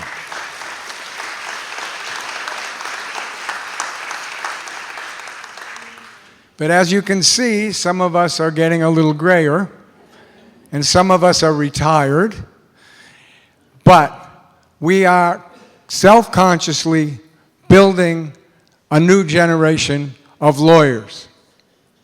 And I want to bring up the newest of that generation, a lawyer that came to us first as an intern, and now has been a lawyer for a couple of years, maybe 3 in the office. I couldn't remember. You know how that goes. But she's going to talk a little bit about what it's like to be a young lawyer in this People's Law Office 56 years after we started it. Talise Paul. It's an honor to stand here today on behalf of the People's Law Office and alongside the Black Panther Party. I want to begin by thanking the elders in this room, the ones who have led, organized, marched, defended, and built the foundation that make our work possible. Your courage, your brilliance, and love for the people have paved the way for every one of us who carries this work forward. I came to the People's Law Office as a young lawyer drawn to the spirit of what this office has built, a practice that was rooted in resistance, in truth-telling, and refusing to let the law be a weapon only for the powerful.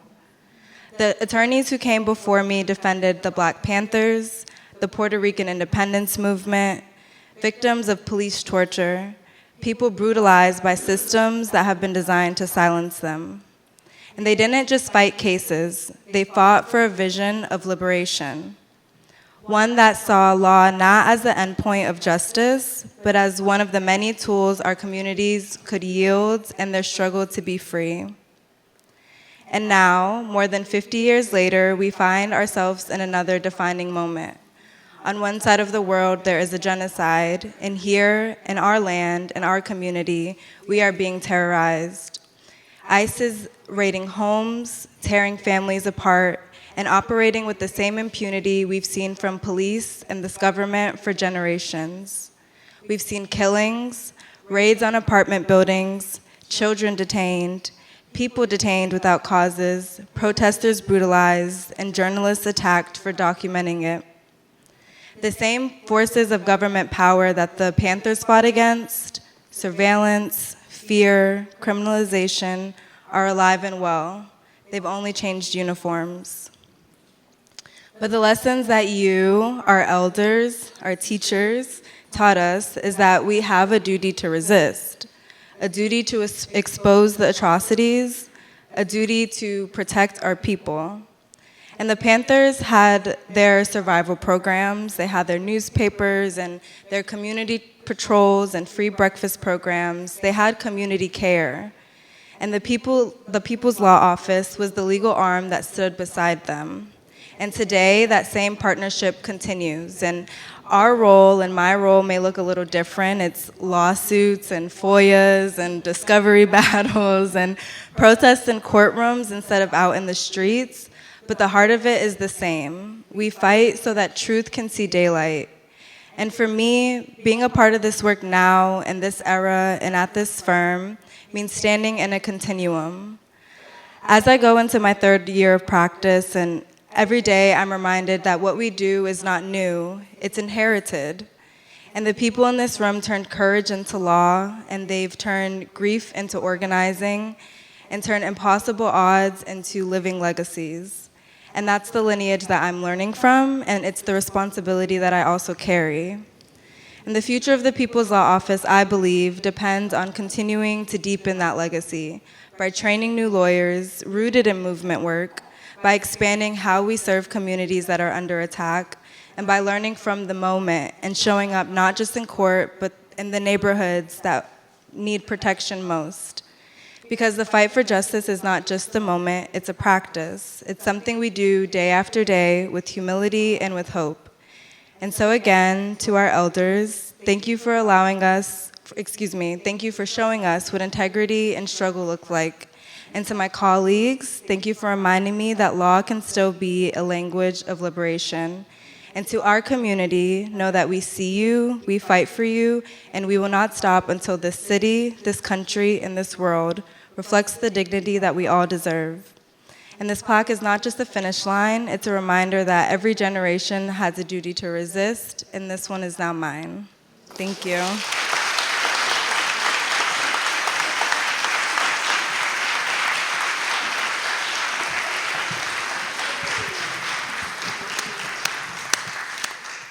We are in great hands.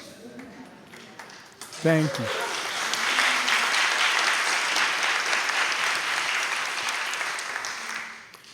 I would be remiss if I didn't point out Brad Thompson, one of our young lawyers.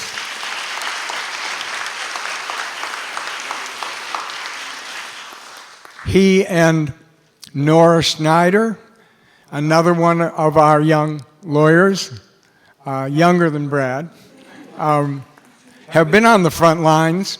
They've been at Broadview. They've been doing legal observing. They've been going to the stations. They've been doing the things that people were doing in 1969, looking to find their clients, looking to stop the rampant illegality on the streets and also in the courts.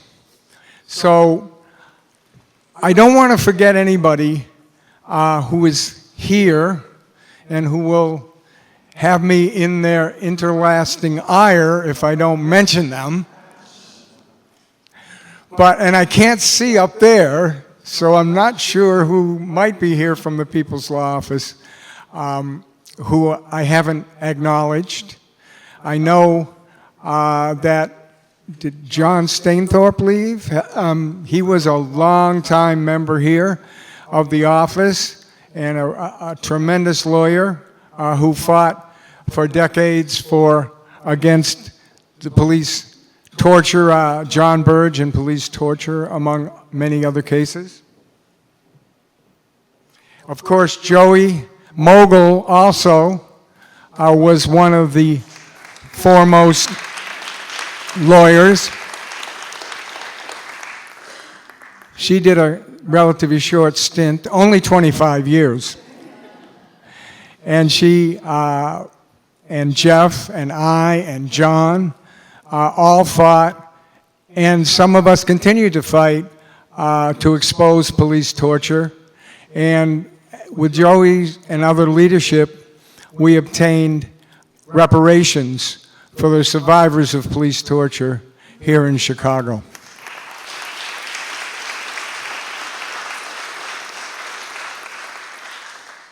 I also want to acknowledge a playwright.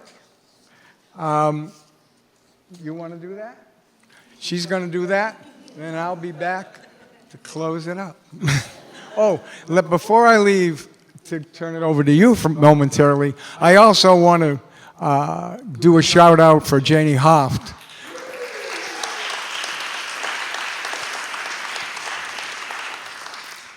Janie, let's see, can I do the math? Is it 45 years for you too, Janie, starting as a student in the office, somewhere along those lines. And she has been, by far, our leader with regard to dealing with protests, dealing with people who are busted for protesting against, well, she wasn't here for the Vietnam War, but for everyone since then, the wars in the 80s, the Iraq War, and as well. And Janie was in the forefront of pioneering the necessity defense for protesters, and it's a defense that's now being used by Brad and others to defend Palestinian activists who are wrongfully arrested at demonstrations.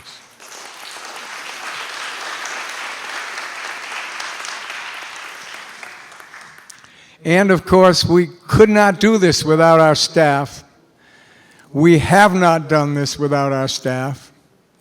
And our staff presently consists of our wonderful office manager, Lourdes Arias, who's been with us for many, many years.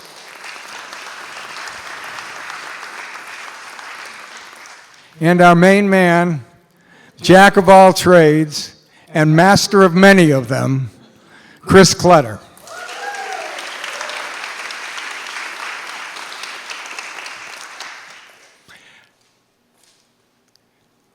Layla, do you want to deal with the playwright, and then I'll wrap things up. Thank you. I probably don't need a mic, but I'm cool.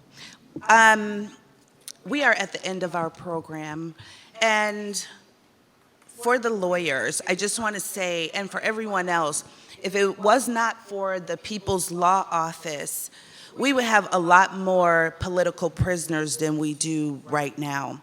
The Panthers and the Rainbow Coalition were arrested on trumped-up charges from attempted murder to you name it. And the stories of the ones who did get caught without, for whatever reason they got convicted, lost their entire lives. And we have young men who the People's Law Office did help in the John Burge case who lost their lives from trumped up charges. So I just want to make sure that we really, that's why they're on the Heritage Trail. We want, Black people didn't have that kind of influence, and they really needed the assistance of the People's Law Office. Now, Taylise, I will ask you later how you feel about all of them being arrested while they're doing trials. I don't know how I feel about that, if your lawyer's getting arrested. Okay, before I get to India, who I really want to introduce you to, is Elizabeth still here? Elizabeth Blasius? Okay, so but Elizabeth works with Preservation Futures to help us put this church on the National Register of Historic Places. So we'll keep you posted on that work. It takes a while for that to happen, but we're working on it. Another person I want to recognize is Carolyn O'Boyle from Trust from Public Land. Thank you, Carolyn. Carolyn, Trust for Public Land has sponsored they're a partner with us in many ways, but they sponsored the plaque for the People's Law Office and for Altgale Gardens, which we haven't had our dedication for. What'd you say? Hey, we from the gardens, too. So thank you, Carolyn, and one day we'll have to do something. You see how long this program is? We have such wonderful people. I always tell our photographer, Corey, make sure you get everybody because everybody is somebody. So also, Jackie is here. If we would have known Omar Lopez wasn't going to be here, Jackie would have been great. Jackie, all of these efforts from the Young Lawyers and the People's Law Office to our Heritage Trail and the work that she is really Dr. Jackie Lazou from DePaul University. And she has worked with our beloved and departed Cha-Cha Jimenez from the Young Lords on his work and documenting the work and landmarking the Young Lords in Lincoln Park. And there's teachers with curriculums and all kinds of other things. And she has a book that's coming out soon. Her flyers are on the back table. And Jackie, just come up here for one quick sec. And just one quick sec. I know we're off script right now. One quick sec. And she has a talk coming up next week that I will be at. Just tell them about your book. Okay, well, thank you. I appreciate the opportunity to do this. This has been a labor of love. I've been working for over 2 decades on collecting the history of the Young Lords. I have the first of 2 books coming out with Haymarket Books. It's actually a book that I worked very closely with Cha-Cha on. It's called The Young Lords Speak, and if that title sounds familiar, it's actually very much influenced by the Black Panther Speak, the Philip Foner book. It's around the same spirit, collecting the primary materials of the Young Lords in Chicago specifically. And like I said, we've been working on this for a very long time, and I was very happy that prior to Cha-Cha passing away, he was able to finish the prologue for this book. We worked on it together, and so hopefully there's a lot of names here that he mentioned in that prologue to the book, and a lot of work that is directly related to a lot of the people that are here today. So I hope that you all love it the way that I love it right now. I'll leave some of these cards for you to look at. The second book is also one that we've been working on for a very long time. It'll be a full history of the Chicago Young Lords coming out with Duke University Press next year. So I'm really excited about that. And right now we actually have a public history exhibition on the Young Lords of Lincoln Park. It's very much about looking at counter geography, sort of remapping Lincoln Park and imagining what the Puerto Rican barrio was like. That's at the DePaul Art Museum right now, and it'll be there until February of next year. We have a program next week. We're going to be looking at, we're going to be screening Iris Morales from the New York Young Lords. We're going to be screening her historical documentary, Pa'lante, Siempre Pa'lante, and I'll be doing a little bit of a talk after that on the women of the Young Lords, which of course is a subject that we really have to focus on moving forward, and as well as other people that have been also deeply marginalized within our histories as well. So I hope that you all are able to come by for that. I invite you all. Thank you.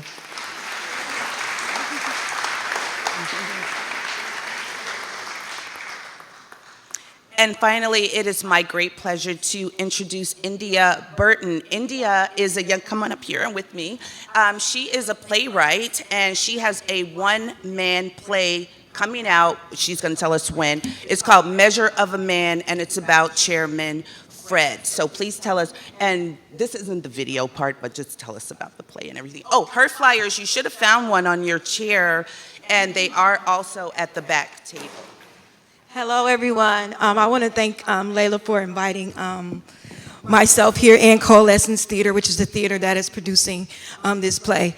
I want to say that this has just been absolutely incredible to sit down, and I'm honored to sit down here and listen to or to hear a lot of the revolutionary legends speak tonight. As a lot of you, some of you are mentioned in my play, I want to thank Jeff Haas, because your book, The Assassination of Fred Hampton, is where I received a lot of my research. So the play is called Measure of a Man, as you all have one of these here. There's a barcode on here where you can click on it, and it'll give you information about the play. I would also like to invite you to what we call our Blackout Night, which is on October 30th, which the Historical Preservation Society will be there that night, and we'll be doing a talk back. Measure of a Man is an absurdist play. It takes place in limbo, where Chairman Fred Hampton is contemplating whether he wants to go into the light or whether he wants to stay back, because he has a lot of revolutionary work that he still has to do. As we know the ending sort of, but through the process of the play, we go through these different segments of who Fred Hampton is as a human being, and some of the things that he has done, accomplishments that he has accomplished in his lifetime. So I want to cordially welcome you guys. If you like plays, even if you don't like plays, please come check us out. We're going to be at the Raven Theater. Like I said, it was produced by Coalescence Theater. This is their debut show in Chicago. So we would love it if you guys would come out and support us. Thank you so much, Layla. I appreciate it. Now, this is the, Flint is going to transition us now, but the importance of India and Jackie and everyone is we have to, which I got this term from the People's Law Office, from Flint, about the people's narrative. If you see how strong the negative narratives are, even if it seems like they're winning, we must put these things down, these facts, and carry on the legacy. I haven't seen India's play yet, but she's helping the Historical Preservation Society because she's calling Chairman's name. And if you call his name, you're calling the Illinois chapter's name. So whatever they came out with of propaganda about the Illinois chapter, it still brought attention to this chapter, which is what we all need. Thank you. Thank you.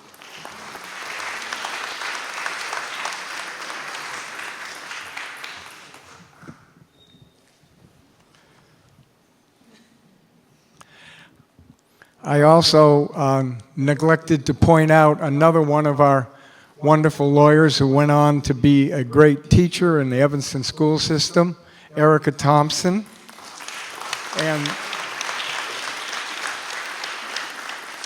And there could be some trouble at home if I didn't point out my wife, Pat Handlin,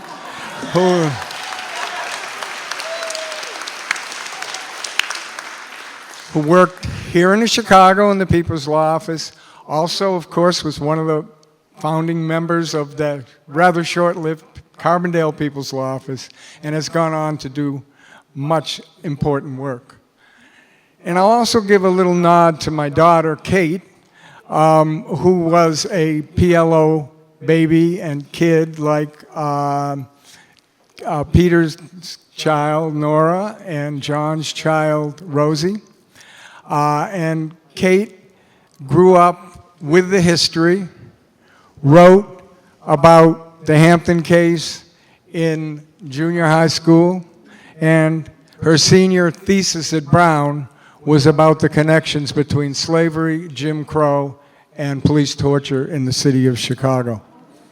She's now a federal public defender.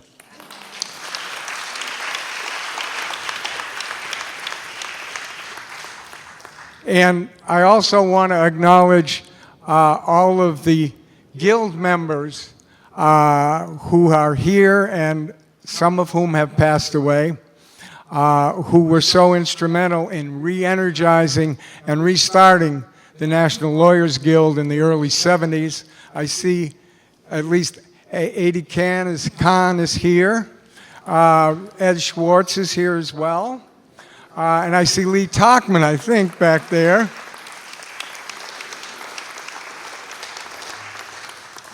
Lee was in our office as a law student back in the early 70s as well.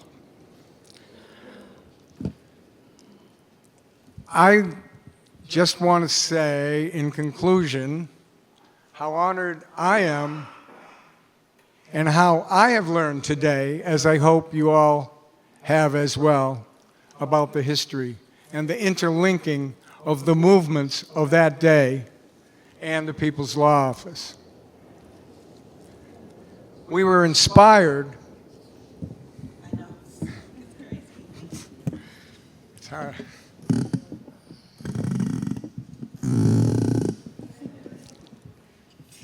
Okay.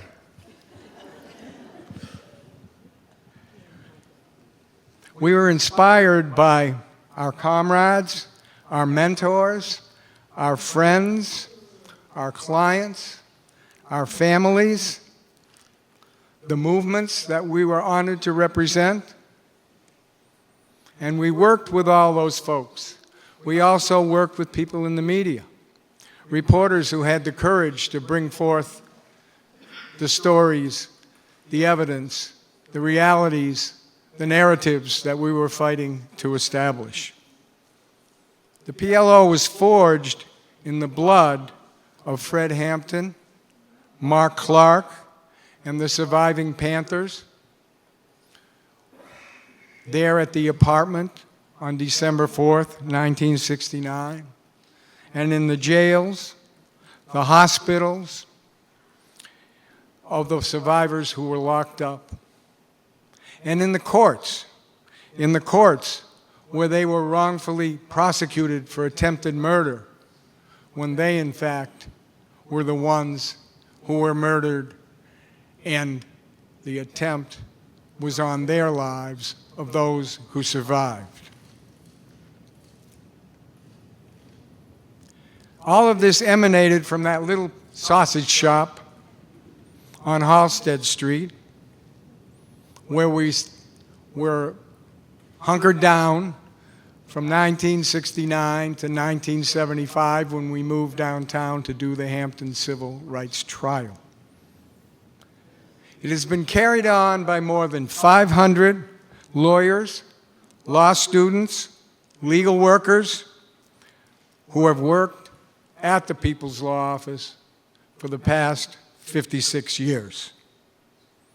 Among the cases, the organizations and the movements and the leaders who we have represented and worked with over these many decades.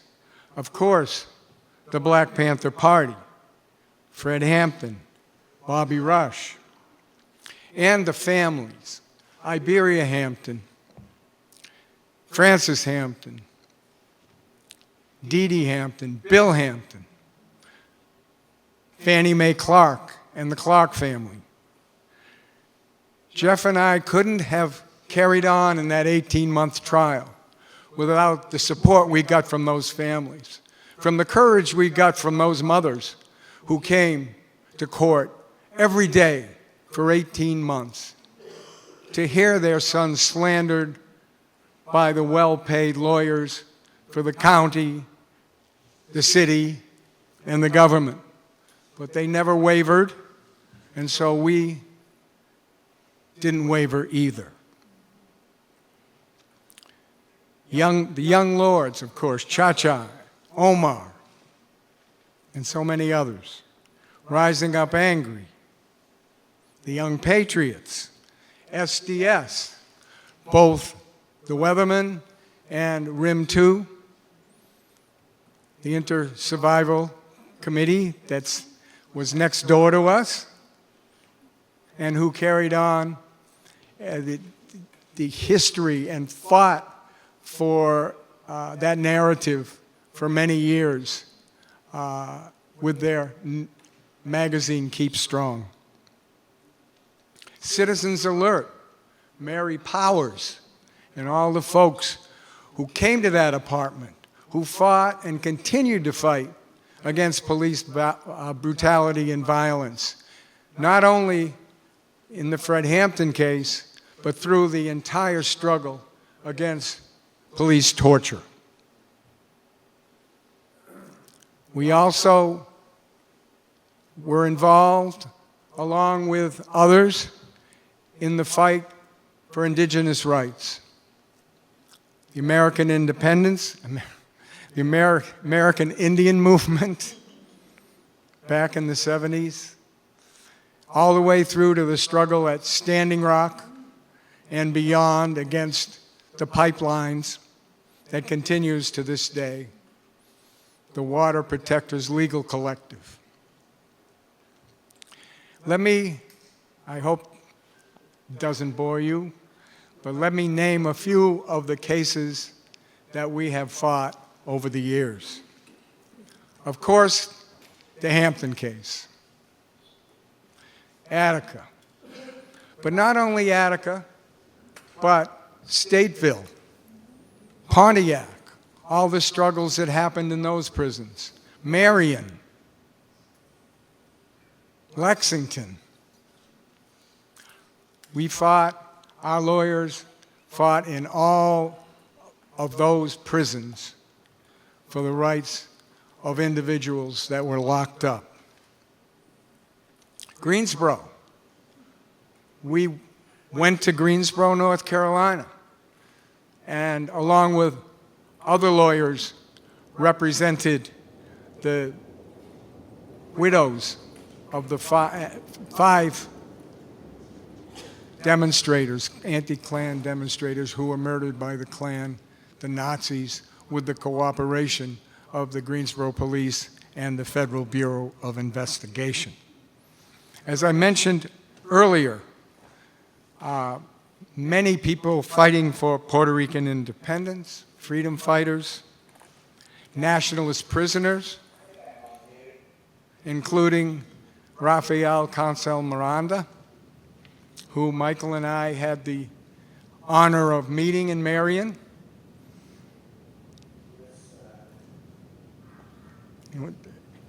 Jeffrey thinks he's on mute, sorry. Jeff always wanted to have the last word.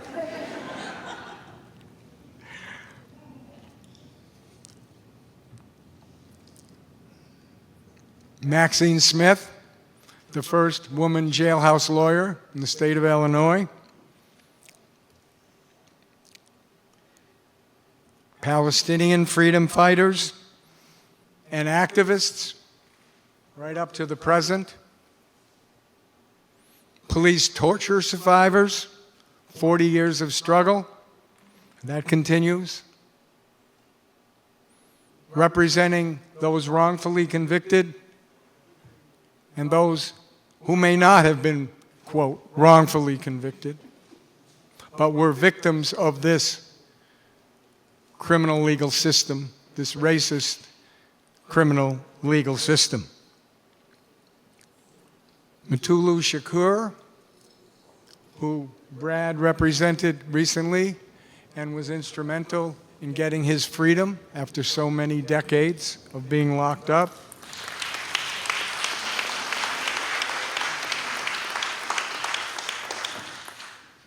Same with Move 9 in Philadelphia. The Street Files, some of you may remember that.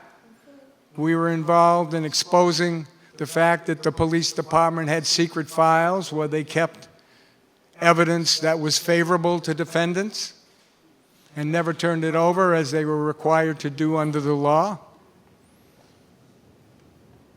Death penalty cases. Humboldt Park, we represented the two young Puerto Rican men who were shot down in Humboldt Park in 1976.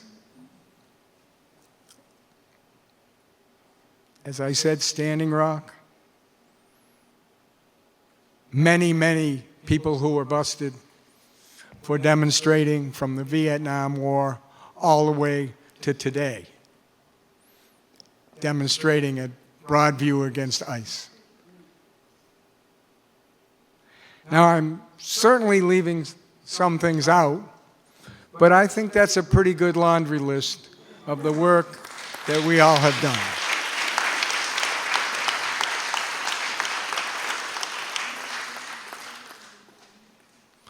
And I think when I mentioned that we were inspired and forged in the blood of Fred Hampton and Mark Clark, we were inspired and forged not only by that blood, but by his spirit, by how he lived his life, by what kind of leader he was, and also by this man who picked up the torch courageously.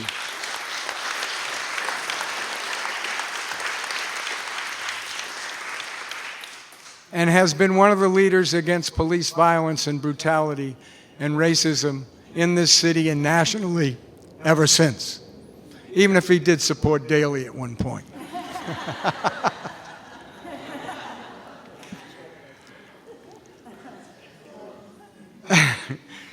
And you don't get a rebuttal on that either, man.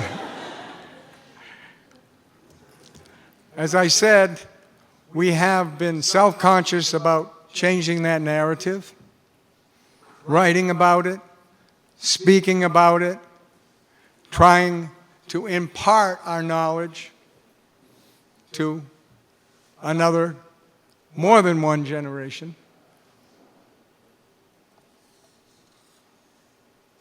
And Jeff pointed this statement out to me, and it's one that is really, really important to this day. And paraphrasing Fred Hampton, nothing is more important than stopping fascism. If we don't, fascism will stop us. All power to the people.